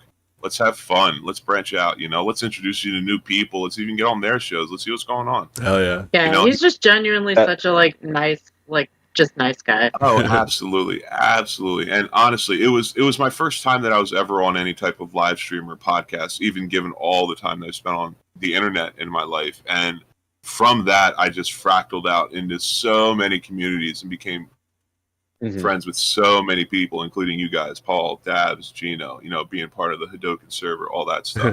It's been a blast. It's been wonderful.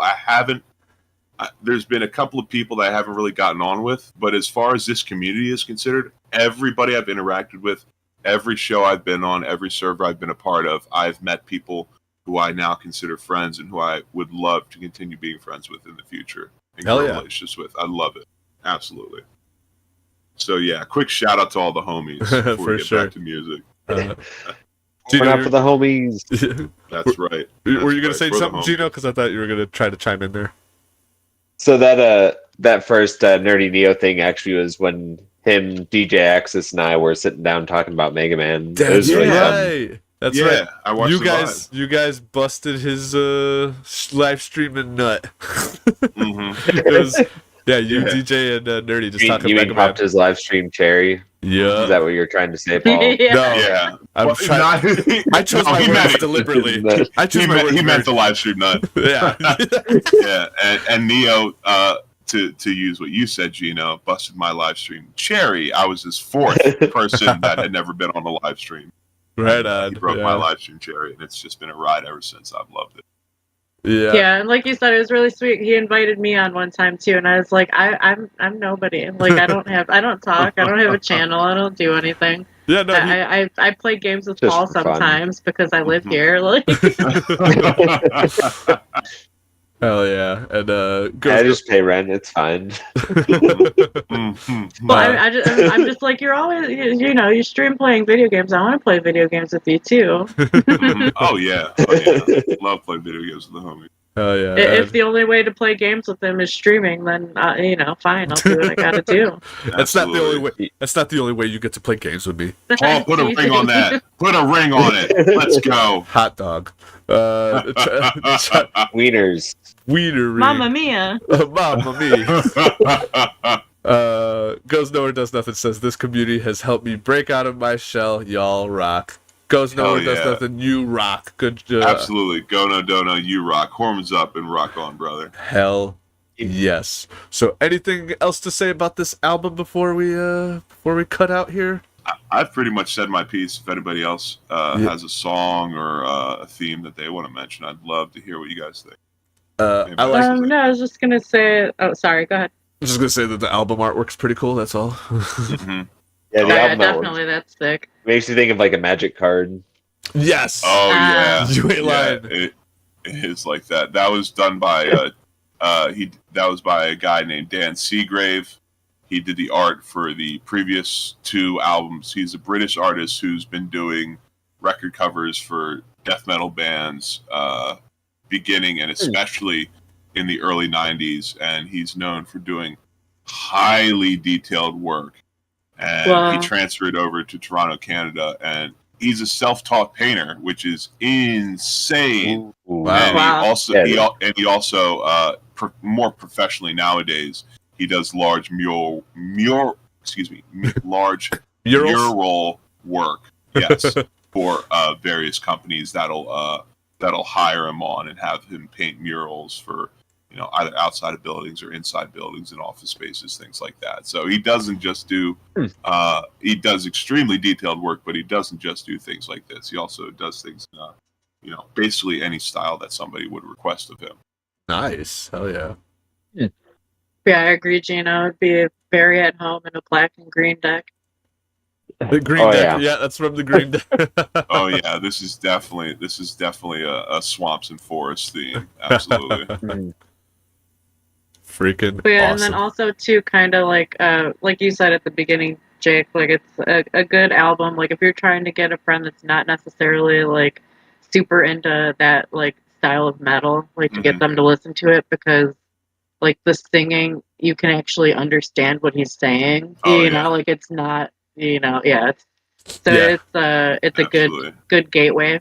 Yeah. Shout out to a fellow Jake Diefenbach, who does the lead vocals. He does death growls, but he's very succinct, and his pronunciation is quite good. So for as far as an intro goes to death metal vocals, he's somebody who is not as maybe displeasing to the ear as somebody who's not used to it, and it's a great way to introduce people.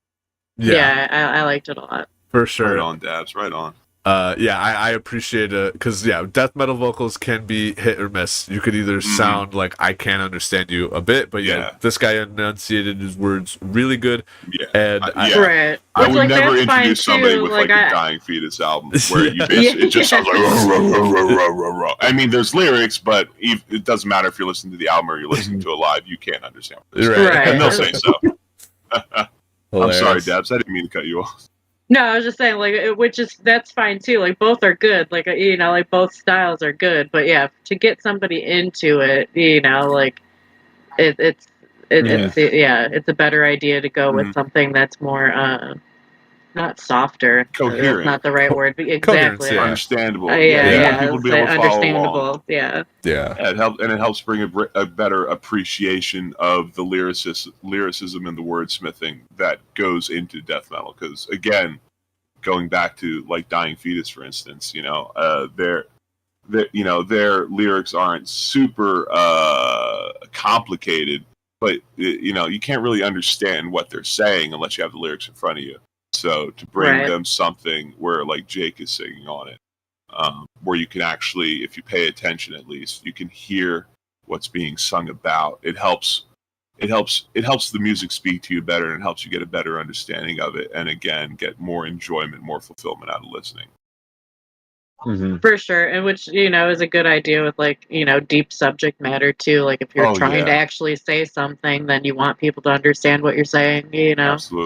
Absolutely, especially for an album like this, which is if you have someone in your life, anybody out there, anybody listening, or anybody here, if you have someone in your life who likes metal, but just so happens to be an important in life where they're down or they're depressed, I don't know, maybe they got kicked out of their apartment, or they lost a roommate, or they lost someone in their family, or they got out, a divorce, they broke up with a girlfriend or a boyfriend, give them this album and tell them to just don't worry about how it starts. Don't worry about the middle. Listen to it front, back, pull up the lyrics if you have to, and really, really pay attention to it. And I think you'll get something out of it. I think it will assist you in whatever issue it is you're facing.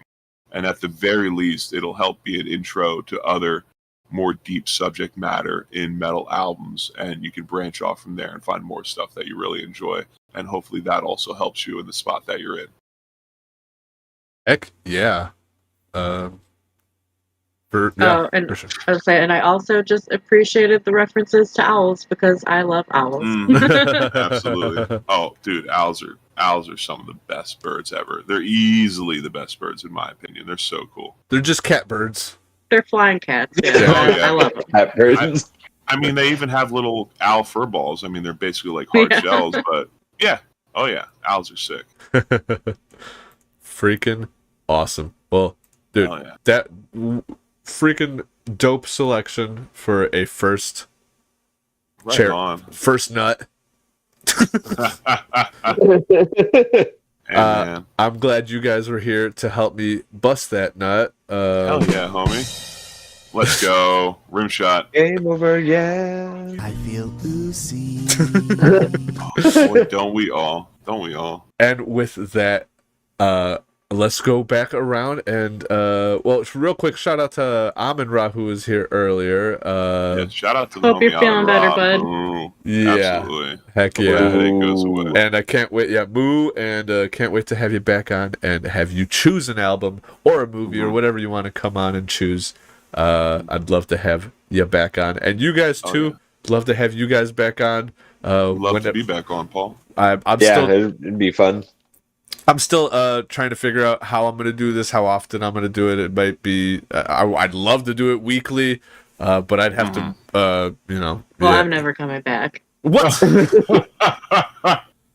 That sounded No, Dabs, you guys are attached to the hip. You're coming back. That You're sounded coming back. That sounded like Don't call it a comeback because she's already here. I've been here for years, rocking my peers, putting suckers in fear, she made making it the seem like tears this. rain down like a monsoon. Listen to the bass go. All right, I'm gonna stop. I'm Shout out a LL Cool J. Gabs, you made it sound like this was a terrible show and I'm never coming back. I'm joking. Frankly, Paul, you're sleeping on the couch tonight with the cats. So. Damn it. Actually, you know what? She's taking the cats with her. They're Damn sleeping on it. the bed where you would sleep. Damn it. Dang it. All right. Well, all right, let's like I was saying, I'd like to do it every week. I might have to do it every other week. I'd love to keep a consistent schedule, but freaking work and all that stuff. But currently real life comes first. For sure, yeah. So I think the next one I'm gonna do will be movies. So similar to this, I'll have the first like 3 or I'll pick a movie. So the first 3 people to show up that want to be part of it will get to choose their movie, and then after that, if anybody just wants to join to discuss, because anything more than 4, we did it perfectly today. It was like about 45 minutes per album, so like that's like almost a perfect time to time to discuss. Solid. Keeping it under 3 hours. Oh yeah, there we go. Yep, solid. So the next one, I think I'm gonna do movies and just no theme, just pick a movie and we'll all watch it. I'll even make it easier for people because music's super easy. You can literally pop it in and find it and you can listen. Movies, you might need a streaming service. You might not know how to sail the seas. You might not have all that stuff. So with that, if whatever people choose, I will make this is why people need to hit that link tree at the bottom and join my Discord, because if you would like to either be a part of it or just be in the chat and be like, hey, I want to watch those movies too, I'll I have my theater room in the Discord, so I'll make those movies readily available playable. so everyone can see them. AFK in the off hours and just kind of stream them on rotation for the next week until the show shows up. Exactly. And absolutely. So that's my idea for that. Same thing with TV shows. TV shows are going to be depending on the show and how much there is. I might have to split up a show into seasons. Like,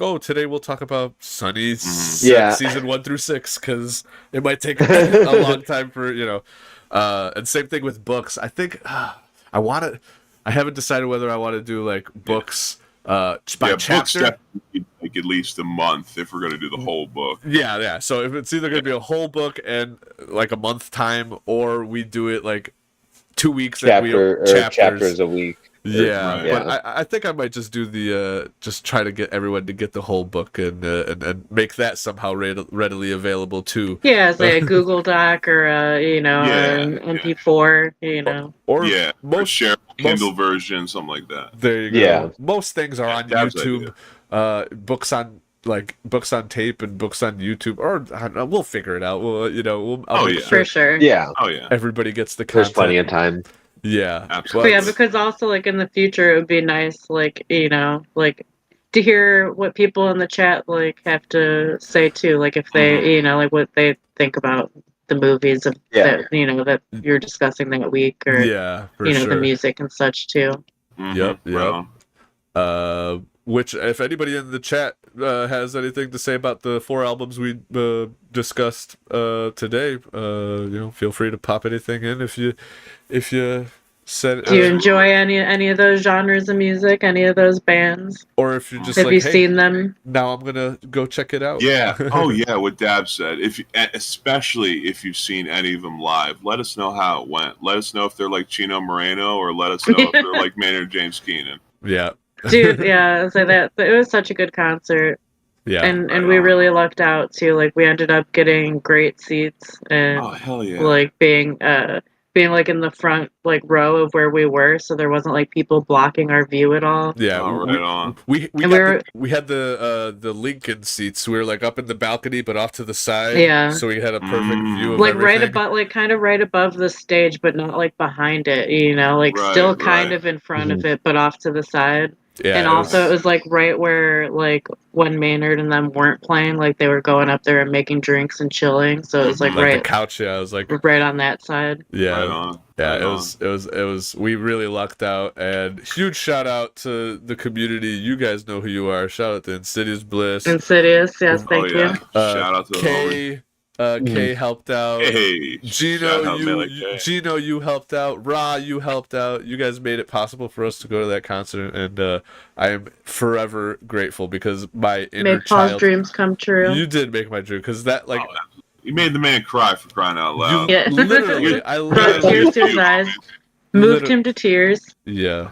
It was like my childhood playlist just like playing live in front of me, even with Right the on. because it wasn't, like I said, it wasn't all one band and then the other band and like they all played 3. It was literally like a playlist. They wove into each other and had like 3 mini concerts, opening and closing for each other. Yeah, well, it was like That's 3 so sick. acts. Like it was like Yeah. Act 1, Act 2, and Act 3, and then All the skits they did. Yeah. It was, and yeah, no, literally, I think that someone on Spotify put the playlist of the exact all the songs that were played that whole night by all 3 Oh bands. heck yeah. There was a Sasanta playlist on Spotify, and we looked it up yesterday, and we're like, oh shit, that was the set list we saw. Maybe there was 2 songs added on that one that they didn't play. It was a slight difference. Slight difference, but for the most part, it was the same play. I'm like, man, I've had right on. this playlist was like my childhood right here, and yeah, no, I genuinely, from the bottom of my heart to the top of my ass, thank all you guys so much, and made this little boy cry with giddy with anticipation, or not anticipation, Right but on. just giddy with just nostalgia, and Yeah. it was freaking awesome. Yeah.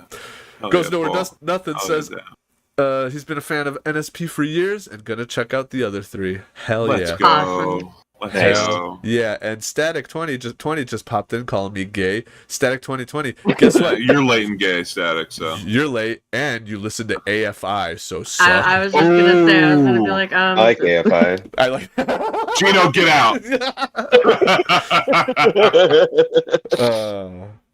But yeah. I was gonna say I like AFI too, but I'm a girl, so that makes Yeah, sense. you're loud. You gotta I don't know. Dude, we had a kind of good insight. Me and Gabs had a good, insightful conversation where, like, I think, like, the way people think about metalheads and metal are actually what emo music and emo people are, like, kind of, like, guilty of. So, like, what they thought we were satanic and all that, but we're just letting this out, Let loose. loose. But like emo music, like these are emotional men telling you that they're gonna slit the wrist and sensualizing, just And some of them go do it. And some romanticizing of them mental go do it. illness. Exactly, and it gets middle school and high school girls to do that kind of stuff. I Right, went to and school that's with what I'm those type of saying. people. They live that stuff. It's Yeah, and it wild. makes sense for girls.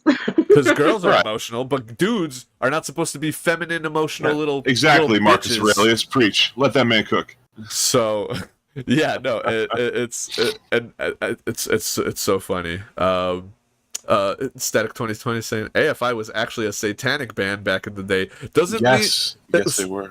but they're still emotional little bitches. That's the whole point. Men plus emotions equal just chaos. Prison. Prison. Yes.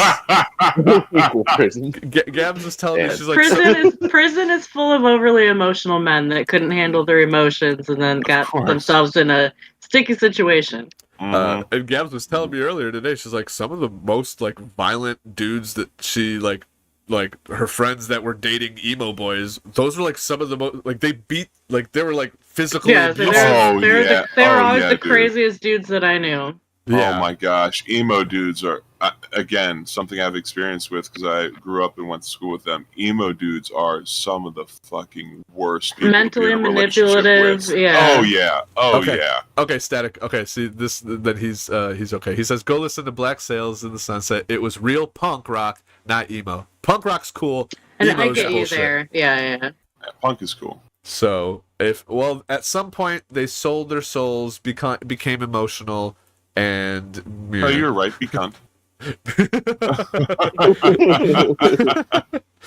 But it's funny. That would be interesting. Maybe one of these album book clubs we Let's could do an emo night. No. I was gonna say bands. Yes, emo bands- night. Emo night. Yeah, okay. We could. I love emo music. I'm We could teasing you guys for fun, but we could get James in here for that one. He'll have a. He's Have be a like, here's blast. why Jared Leto's the best frontman in 30 Seconds Paul, Mars yeah, is the say best. Paul hates my emo music. It's funny because I was telling her earlier. It's because I grew up listening to like masculine presenting metal. Like this is badass. Yeah, do you know what my favorite metal was? You know the metal that I liked listening to? Uh-oh, here we go. Paul knows.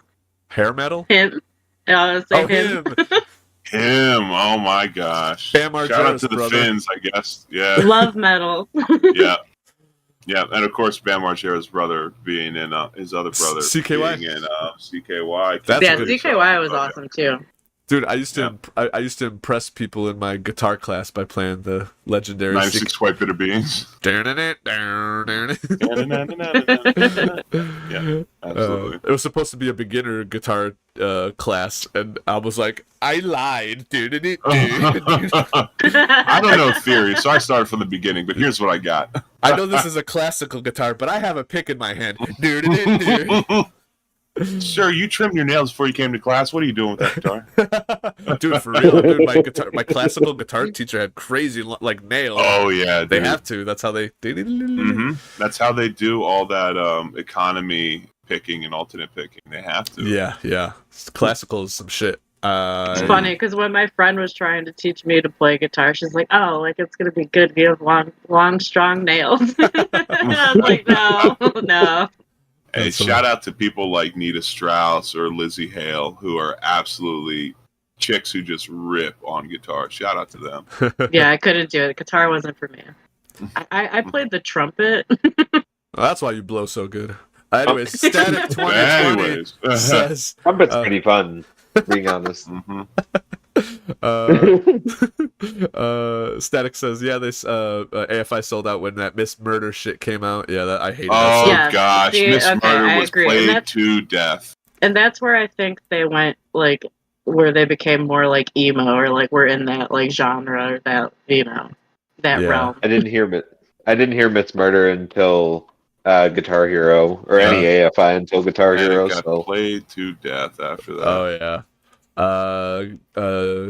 Gododono says Talkin' Punk. Dwarves is pretty good. I never heard of Dwarves. Mhm. I should listen Oh, to yeah. it and then play Deep Rock I Electric. agree.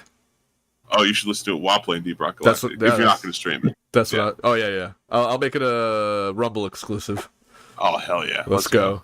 And then Go No No says CKY still slaps. Yes, they do. Yes, they do. And Yeah. Static saying flamenco guitar is insane. Oh fuck Oh, yeah, dude. flamenco guitar is wild. Yep. And Paul, the real question is, do you believe in a thing called love?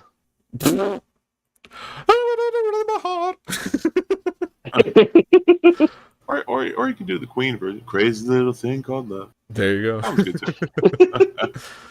too. Speaking of Queen, there was a little bit of for what Gino brought to the table with Ninja Sex Party. There was a little bit of a Queen spoof inside of one of the songs in one of the music videos on the album. Was which there? I very much enjoyed. There was. I'm not exactly sure which song it was, but during one of the interludes in the song, they yes, it almost they did goes a Queen by, spoof. in the prophecy, right? Yes, It almost, yes, exactly. It almost sounds like I see a silhouette of like Yeah. the Yeah, piano that goes, one. do, Yeah, do, that's do, do. I don't know what we're talking about. Yes, I yes. see a little silhouette. And in the Yeah. music video, they have 4 Dannies and they light them and line them up all the same way when they do it. Yeah. It's great. It's great. Me and Gabs are gonna watch the whole. I'm pretty sure you're telling me about your new job. I'm not absorbing anything. Smile and nod. Yeah, I'm yeah. thinking about letters. If I tell you, is that odd? Dude, I'm gonna go Hilarious. watch all the videos that right after the stream is over. I'm gonna Right get some on, food right and watch that. Alrighty, guys. Freaking awesome episode. Let's go around one more time and let Absolutely. people know where they can find you. Gino, what are you doing the rest of this week? We'll see. Probably pop into either Kataria, Octopath, or some more Dragon Ball Z on Saturday. So Oh, right it'll on. be fun. Awesome. Right I on. got your links in the description. Everybody go Mhm. follow Gino. He does great streams. I love hanging out in there. And Mhm. Does great voices. Definitely watch him play Octopath Traveler. your voices you do is great, and the random singing that you just do is my favorite. Let's go. I Let's honestly cannot listen, or I probably won't ever be able to play Mario RPG without just randomly start singing words to I need to find the same thing. I need it's like my favorite thing ever, honestly. But yeah, everybody go check out Gino. Yeah, on YouTube and on I think I got your Twitter as well down there in the links. Mhm. And also, I shared "Family Strokes" by MC Virgin to your Discord. okay, Right beautiful. Share everything into the Discord. I wanna. That's right. We want it all. I want it I all. want it all. Heck yeah. Gabs, everybody knows we're gonna find Gabs. She's here You can find me here for now. for now. Until we make her a channel. Ominous. Are you Good. threatening me? Went left. I I'm thought you were going leaving. east. My goodness. No, I'm going to for now until I bury her, and then we'll never see her again. Wow. Dig 2 graves, homie. Yeah, we'll see. Oh, do you have to I get might start streaming games or something myself because Right, I on. have nothing to do all day. So. Right on, yeah. Well, Right on. if that happens, do you have to start getting DoorDash all the time? Oh no, I will. Well, see, the thing is, Here we go. you know, I can actually relate to Kat a little bit. You yeah, see, I used to be very thin, and Paul has fattened me up some. So food's Oh, good how here. dare you? Food's good here. Yeah, I'm bad. I'm like a bad pet owner that doesn't take his dog out on walks. I haven't taken this It bitch makes out you on a feel walk. better. I fatten myself up. What were you saying, Gino?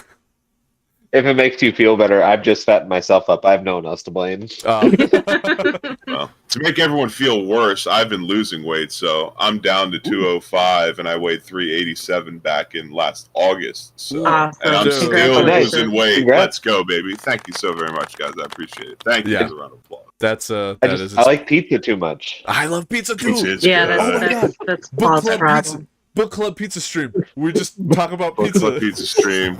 I'm bringing margarita. Let's go. We eat pizza while we Fun, discuss fun. books. There we go. Gab's got it. We're gonna eat I pizza. will fix my camera if we eat pizza and discuss books. I Let's will go. do it. You I will don't have the hardcover in my hand and a slice of pizza in the other. You don't even need to. You know what?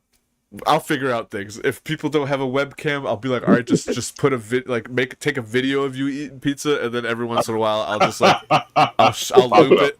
I'll loop it, pop it up, and loop it. Let's go. I'll just make my DiGiorno pizza. It's fine. There you go. There you go. DiGiorno. Man, But it's the best cheap restaurant quality pizza at is home in Little your oven. Caesars. What is it? Gino? The best cheap pizza or like fast food pizza is Little Caesars, and you cannot tell me otherwise. At least Little Caesars is fast. You just walk in and take it after you called them before you left. No. Little Caesars is not fast, especially Oh, not boy, here we around go. us. Here we go. Little Caesars Ooh. takes like 45 minutes or an hour. There's You always know how a I said huge under damn 3 hours, line. Paul? I lied. It's because the days that we want to get it are like Saturdays when there's a UFC fight, and suddenly everybody wants to order. Everybody's Oh, ordering so A-levels we're for fucking the up. homies. Yeah, we're fucking up. Except for We just want it. now Pizza Hut. I was gonna say we Pizza rarely Hut was ever the go there best. though. Yeah, we rarely go there, and then every time we do, Pizza it's Hut busy. back in the day. Pizza Pizza Hut back in the That's what day I was mean. so Back good.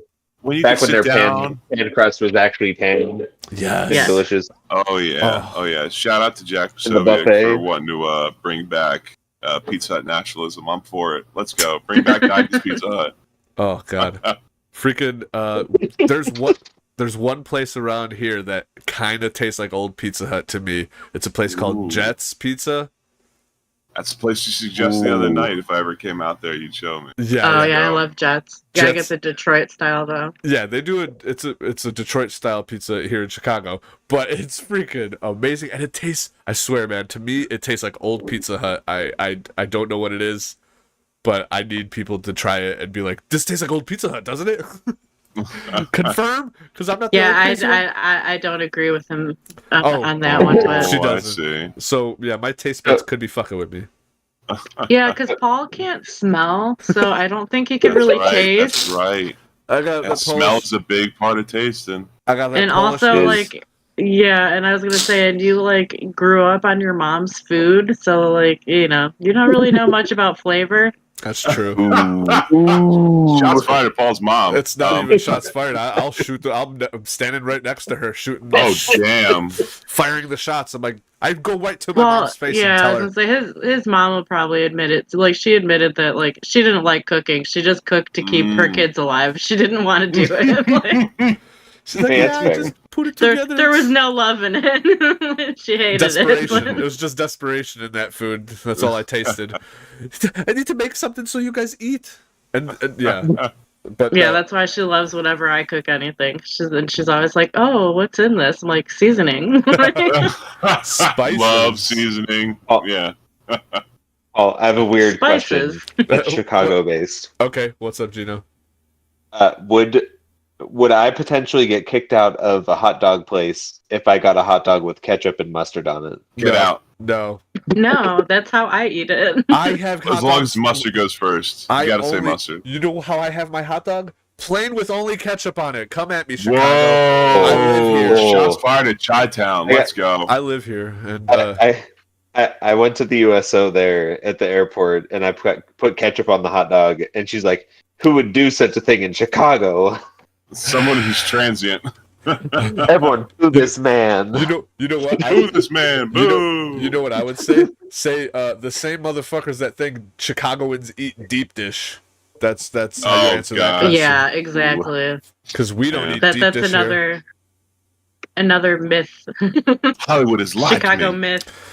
It is a myth, man. I'm here to bust it. We don't eat deep dish. It's trash. It's lasagna. It's handheld lasagna, pocket lasagna. If you want lasagna, I do gracious. want Thanks to for try warning it just to say that I've tried it. yeah, it's fun to try. me. I want to try. Just say, hey. I was gonna say I don't necessarily hate it. I just don't want it all the time. It's a lot of cheese. Like Yeah. And a lot of it's sauce. an amount of cheese you shouldn't really eat probably. And same yeah, amount and of sauce too. You definitely you want heartburn. If you get heartburn, make sure you have Tums with you, because yeah, it's just, Lasagna is better, and it's essentially like the same components. So you're better off.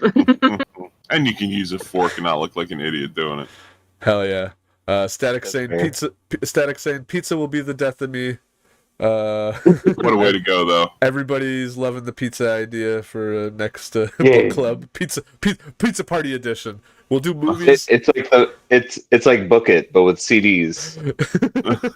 You get the free personal pan pizza from Pizza Hut. Exactly. Oh yeah. Yeah. Shouts out to the Scholastic Book Fair. Fuck yeah. And When we were doing our diet, we were making like our own pizzas because we were making like keto pizzas, and those were Right. actually amazing. pretty We'll fun. do that again. Did you guys do like the cauliflower crust? Like, No, did that stuff any good? I like had this idea of using these low carb like wraps that we were using like for like Okay. sandwiches. Tortilla wraps? Yeah. Okay. Like not technically a tortilla, but kind of, like it was like a low carb flour kind Pita of type. tortilla. Yeah. Right. But yeah, it was low carb, high fiber. Yeah, it was a keto. It said keto on there, and yeah, we turned that into the crust, and it was basically when you like bake it, it turns into like almost like chips or Yeah, so it's Like a kind of like a flatbread thin, type. like Yeah, a real thin crust pizza. Yeah, where Yeah. it's like crispy crust. yeah. So we just added Good stuff. low sugar sauce. Gab's made her being part Italian. She just loves to sit in the kitchen stirring sauce around. It's in her blood. Let that woman cook. You got to Yes. make your own gravy. Yeah. Oh, and she calls it gravy. You guys are from the Midwest. Well, that's just an Italian thing. Oh, I see. I'm Uh, gonna put that in your note on Discord. and Static saying he wants to be on the pizza episode. So does Go No Dodo. Shit, there might be my Bring Static and Charlie on. Let's there do you it. go. We'll do movies. Pick a movie, guys. And we'll have to watch it. Ahmenra saying Pizza Hut or Domino's. Pizza Hut. I mean, now Domino's is pretty Domino's. good, But if we're but talking, Pizza Hut Pizza Hut still. was good back in the day. yeah, if we're talking overall, the entire old Pizza Hut. Beginning of history to now. Yeah, old Pizza Hut See- beats new Domino's. I like. Even new Pizza Hut beats Domino's to me. No, new Domino's is good. Wow. Domino's is I- good now. No, because I was gonna say as much as don't like we Domino's. eat a lot of Domino's, but I only like Domino's. I don't like their pepperoni pizza with like their regular sauce. Mm, Yes. okay. I only okay, like the white pizza with like peppers and That sounds onions, racist. or like, Okay. or I was gonna say, or the barbecue pizza with like Oh, bacon. barbecue chicken and bacon. Yeah. Barbecue with pineapple.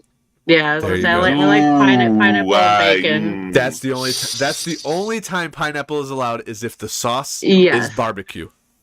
Yes, Marinara, That's fair. Okay. marinara, Okay. all and marinara and that's pineapple my does not stance go. on pineapple on pizza. Is that pineapple on pizza has to be with barbecue. Sauce. Okay. Well, I'll Barbecue try and do my sauce. outro after that.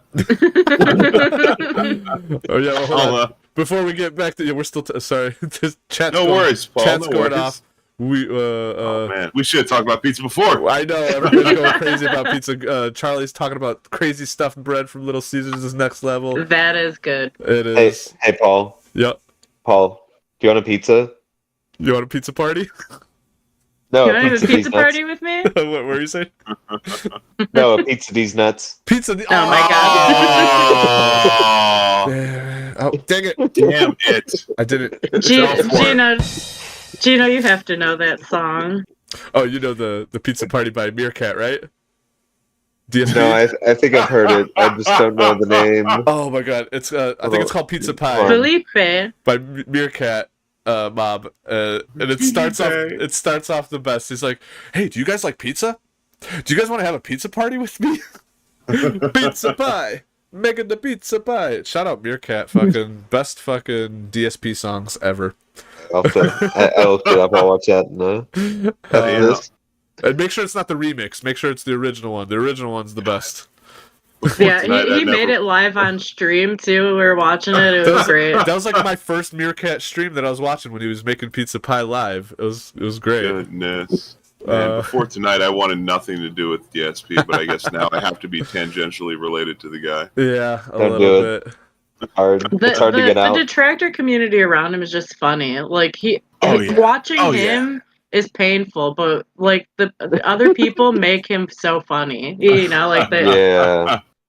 especially ALT, like the guys at That Being Said are some of my favorites. Yeah, they're hilarious. Ahmenra saying he forgot that we got Little Caesars, and Charlie saying mom and pop shops are top tier. Yeah, mom and pop pizza places. Oh yeah. Yeah, Top Oh, tier. yeah. that's, Definitely. That is They're actually cooking it I'm with just love, talking about baby. fast food. We're Yeah. comparing fast food pizza right now. yeah. This is the food portion of book club. Sorry, guys. But Look, no, it takes a long time to listen to music or read a book. Overtime. You got to get a snack. you gotta get exactly. But no, it's funny every time somebody's like, "Hey, we're when I'm Ubering someone and they're in Chicago for the first time, they're like, oh, where's the best deep dish place we could get?" And I'm like, And you lie to them. "You don't want to pump your brakes there. You don't want that shit." And then I tell them the same thing that Godo Dodo just said. I'm like, find a place that's a one-off, hole in the wall. Mm-hmm. It says established since 1970 something. Then you know you're in the fucking right place. There's only 4 tables, fly on the wall. Yeah, you're in the right place. That's Yeah, gonna the be the best. granddaughters waiting the tables. Yes, yeah, the mom and the dad are literally for sure. Those are the best pizza places here in Chicago, and they don't do deep dish. They do just thin crust, tavern style. Let's go. Yeah, I was gonna say honestly, that's probably the most common pizza in Chicago. Really, it's like tavern style. Just, Okay. you know. Yeah. Nice flat, crispy one. Right on. Yeah. A little well done, crunchy, like hard, crunchy crust. It's not floppy at all. That's what we like. on. I don't like floppy dick. I like it. Nor I. We got to keep it Erect pizza, yeah. Yes, Absolutely. yes. Erect pizza, please. Static was talking about how there's a way to make a cheese crust for keto pizza. Yeah, we were gonna try that, but then we got Yeah. lazy. I do want to try that. That does sound good, And especially with like a bacon barbecue, like pizza chicken with a shredded chicken. Ooh, with the cheese crust. Oh, yeah, he's still sounds my good. beating heart. I just came. Charlie had to take Yeah, off. I like cooking. See, and that's my issue is I like cooking. I want to make food at home, but Paul's always in a rush. Put a He's like, ring on it, Paul. He's like, let's just get food quick. So he just wants to like get food out. But I'm like, I'd rather cook. I know. I'm always in a rush. So we get Culver's and I get kids meals and ice cream and because usually what involves is like, all right, I'm down to cook, but she's like, all right, but I need these ingredients. I'm like, all right, but if I'm stepping out and then coming back and then we gotta cook, I might as well just step out, grab hot food, and come back and eat, and then I can get right to work. Time is money. The stuff, bring it home. Let the woman cook. Let her cook. I will. That's what I told him, I'm gonna get Jake. it the day before instead of I'm day with you, of. Gabs. I'm with you. And Charlie had to dip out. Thanks for popping in. Go no Peace out, dono. homie. Thanks again homie. for the 2. You are a legend. And Ahmenra saying, I love barbecue and chicken pizza. And we are all caught up with chat. So, Jake, you can now tell the people who you are, what you do, and where they can find you. All right, people. I'll make it short and sweet and easy for you. My name is Jake. To make it easier on people, I go by Big Dog Jake. BIGGDOGGJAKE. You can find me on Instagram. You can find me on Twitter, Beware Politics. I am a professional VOA for hire. I am a political writer and analyst for hire. I love video games. I love metal music. I will talk to anyone about them. You can also hit me up at BIGGDOGGJAKE on Discord. Shoot me a friend request. Love to talk to you about whatever it is you got to talk about. Invite me on something. Talk about anything. I'm all for it. And again, Paul, thank you so much for having me on this seminal episode of Book Club. And the only thing I have left to say to the people, everybody out there listening to all you guys, is to be well, peace out, horns up, and fucking rock on. And also... Shut up, bitch! Shut up, bitch! Oh, you know what I want to say for my outro? What's that? Let's go, Dabs. You do your outro. You know, that for everybody else, this is a momentous occasion, the first episode, book club. But for me, it was just Thursday. It was just a Tuesday. Let's go. It's just another Tuesday, and then Damn, that was better than mine. Shit. Where's your hat? She just needs the M Bison hat. It's another DSP Mm. reference. Yeah, I was gonna say you got to get DSP for that. Yeah. I just love when Craig had him on side. He's like, look, you gotta admit it kind of looks like you're wearing an SS hat. You just gotta give us that. Just give us that, and we'll be cool with it. Which is ironic because SS stands for side scrollers. Ooh, Yeah. oh, I was gonna Craig. say, yeah. Shots fired at Sutter and Craig. A lot of Craig, we're people gonna in the clip this and tag you detractor in it. community, have been saying that the side scroller's new logo looks very much like the old Like two lightning SS. bolts. Yeah. Oh, well, shout out side scrollers. They still run Shout out side run scrollers. my intro, so people I still get Let's people go, say baby. that they love that intro. So hell yeah. Let's go. It is a great intro. Heck yeah. Well, everybody knows me. Y'all are on my channel. I will be playing, I think, some video games tomorrow. I think we might try to do Grounded. I mentioned that to. Hold on. I got a cat getting Hi, on my. Kitty. Come While on, you're get taking out. care of that, I'm going to say a couple quick things. Go. Tomorrow boo. night, 10 p.m. Friday night, 10 p.m. Eastern, Melee Games will be having their Melee Town Hall. I'm going to try and be a part of that for a little bit. And Saturday, as I will continue to be doing, I will be on Goes Nowhere Does Nothing's channel. I'll be on Charlie's channel as a part of Fish Tank. Nice. At around 8:30 p.m. Eastern. Tune in for that for games and pop culture discussion roundtable. It's good stuff. Hope you guys tune in and enjoy. Hell yeah. How's the cat going, Paul? She's Looks like she's comfy. she's oosy. Feeling oozy? Yeah. So she let's has go. loafed. Yeah. She's about Oh, She is she's a parrot. officially loafed. she's about He's to a parrot. full loaf. Yeah, she is my parrot girl. Ooh, what are you doing, girl? Yeah. She's about to tuck those hands in and loaf it up. She's not sure. She's like, am I safe here? Am I on stream? Yeah. Yeah, Mhm. so she's so cute. She loves getting on stream. You are She's very always pretty trying to on get up stream. there. She's too Mhm. cute. I loved you guys doing Oh. Salt and Sanctuary the other day where you had the cam on the cat tree. I thought that was great stuff. Yeah. Let's see. What do I got going Aw. on? I got, she's making biscuits on my hands. Doing Company Boys Saturday? We're doing Company Boys Saturday. I'm not sure what we're gonna play, although Insidious just gifted me and DJ a couple games.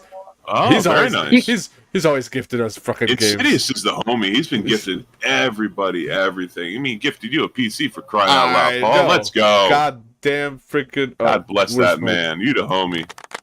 Absolutely. Let's go. But if we'll discuss what we'll figure out what we're playing. There's a lot that we can choose from. It's getting overwhelming. There's too many co-op games. It's getting crazy. Oh man.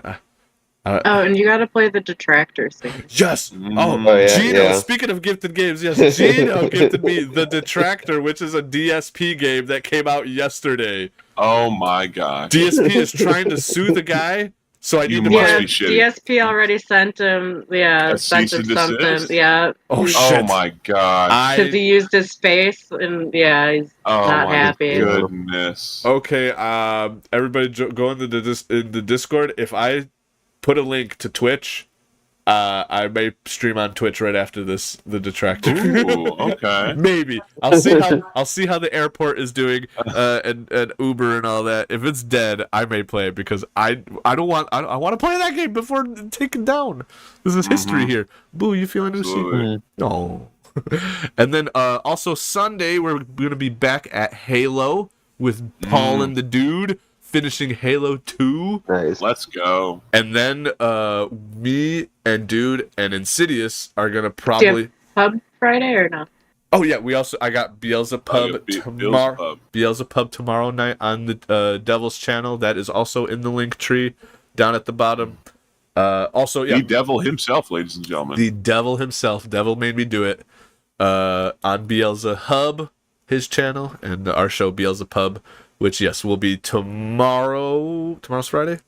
Yes, tomorrow late night into Saturday. Now it's Friday, but yeah. Oh yeah, now it's Friday. I don't consider it the next day until I go to sleep, which is why A man after my own heart. I consider Beelzepub on Friday nights, not Saturday mornings. Although it's technically Saturday morning when it starts.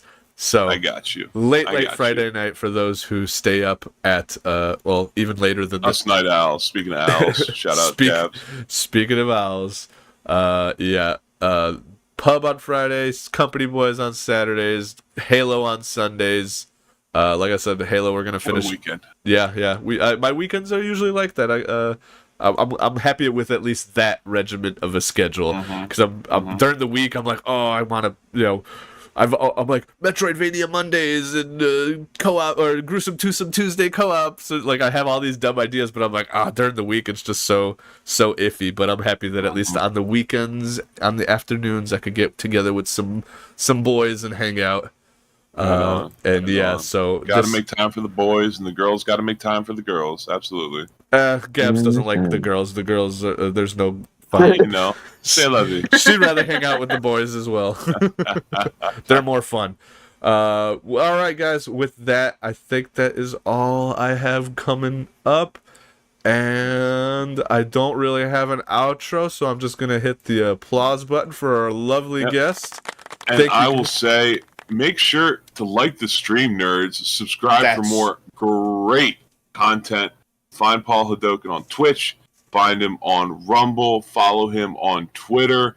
When the VOD goes up, leave a comment. Share it on the socials. Let all your friends know that this is not a one-off. We will be back for another book club. And it's going to be popping off. Let's go. Send us home. Send us home, Paul. You gotta get some bubbles if you're asking for likes.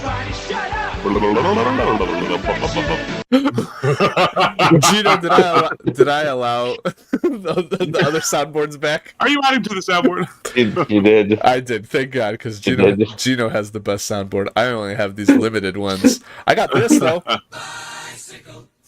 Bicycle. That's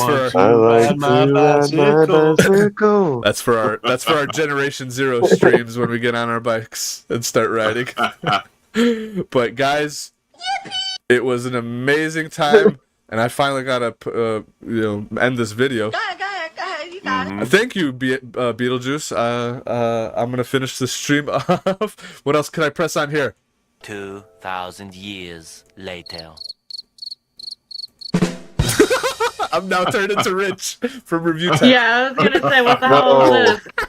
Birds. All right, Birds. guys.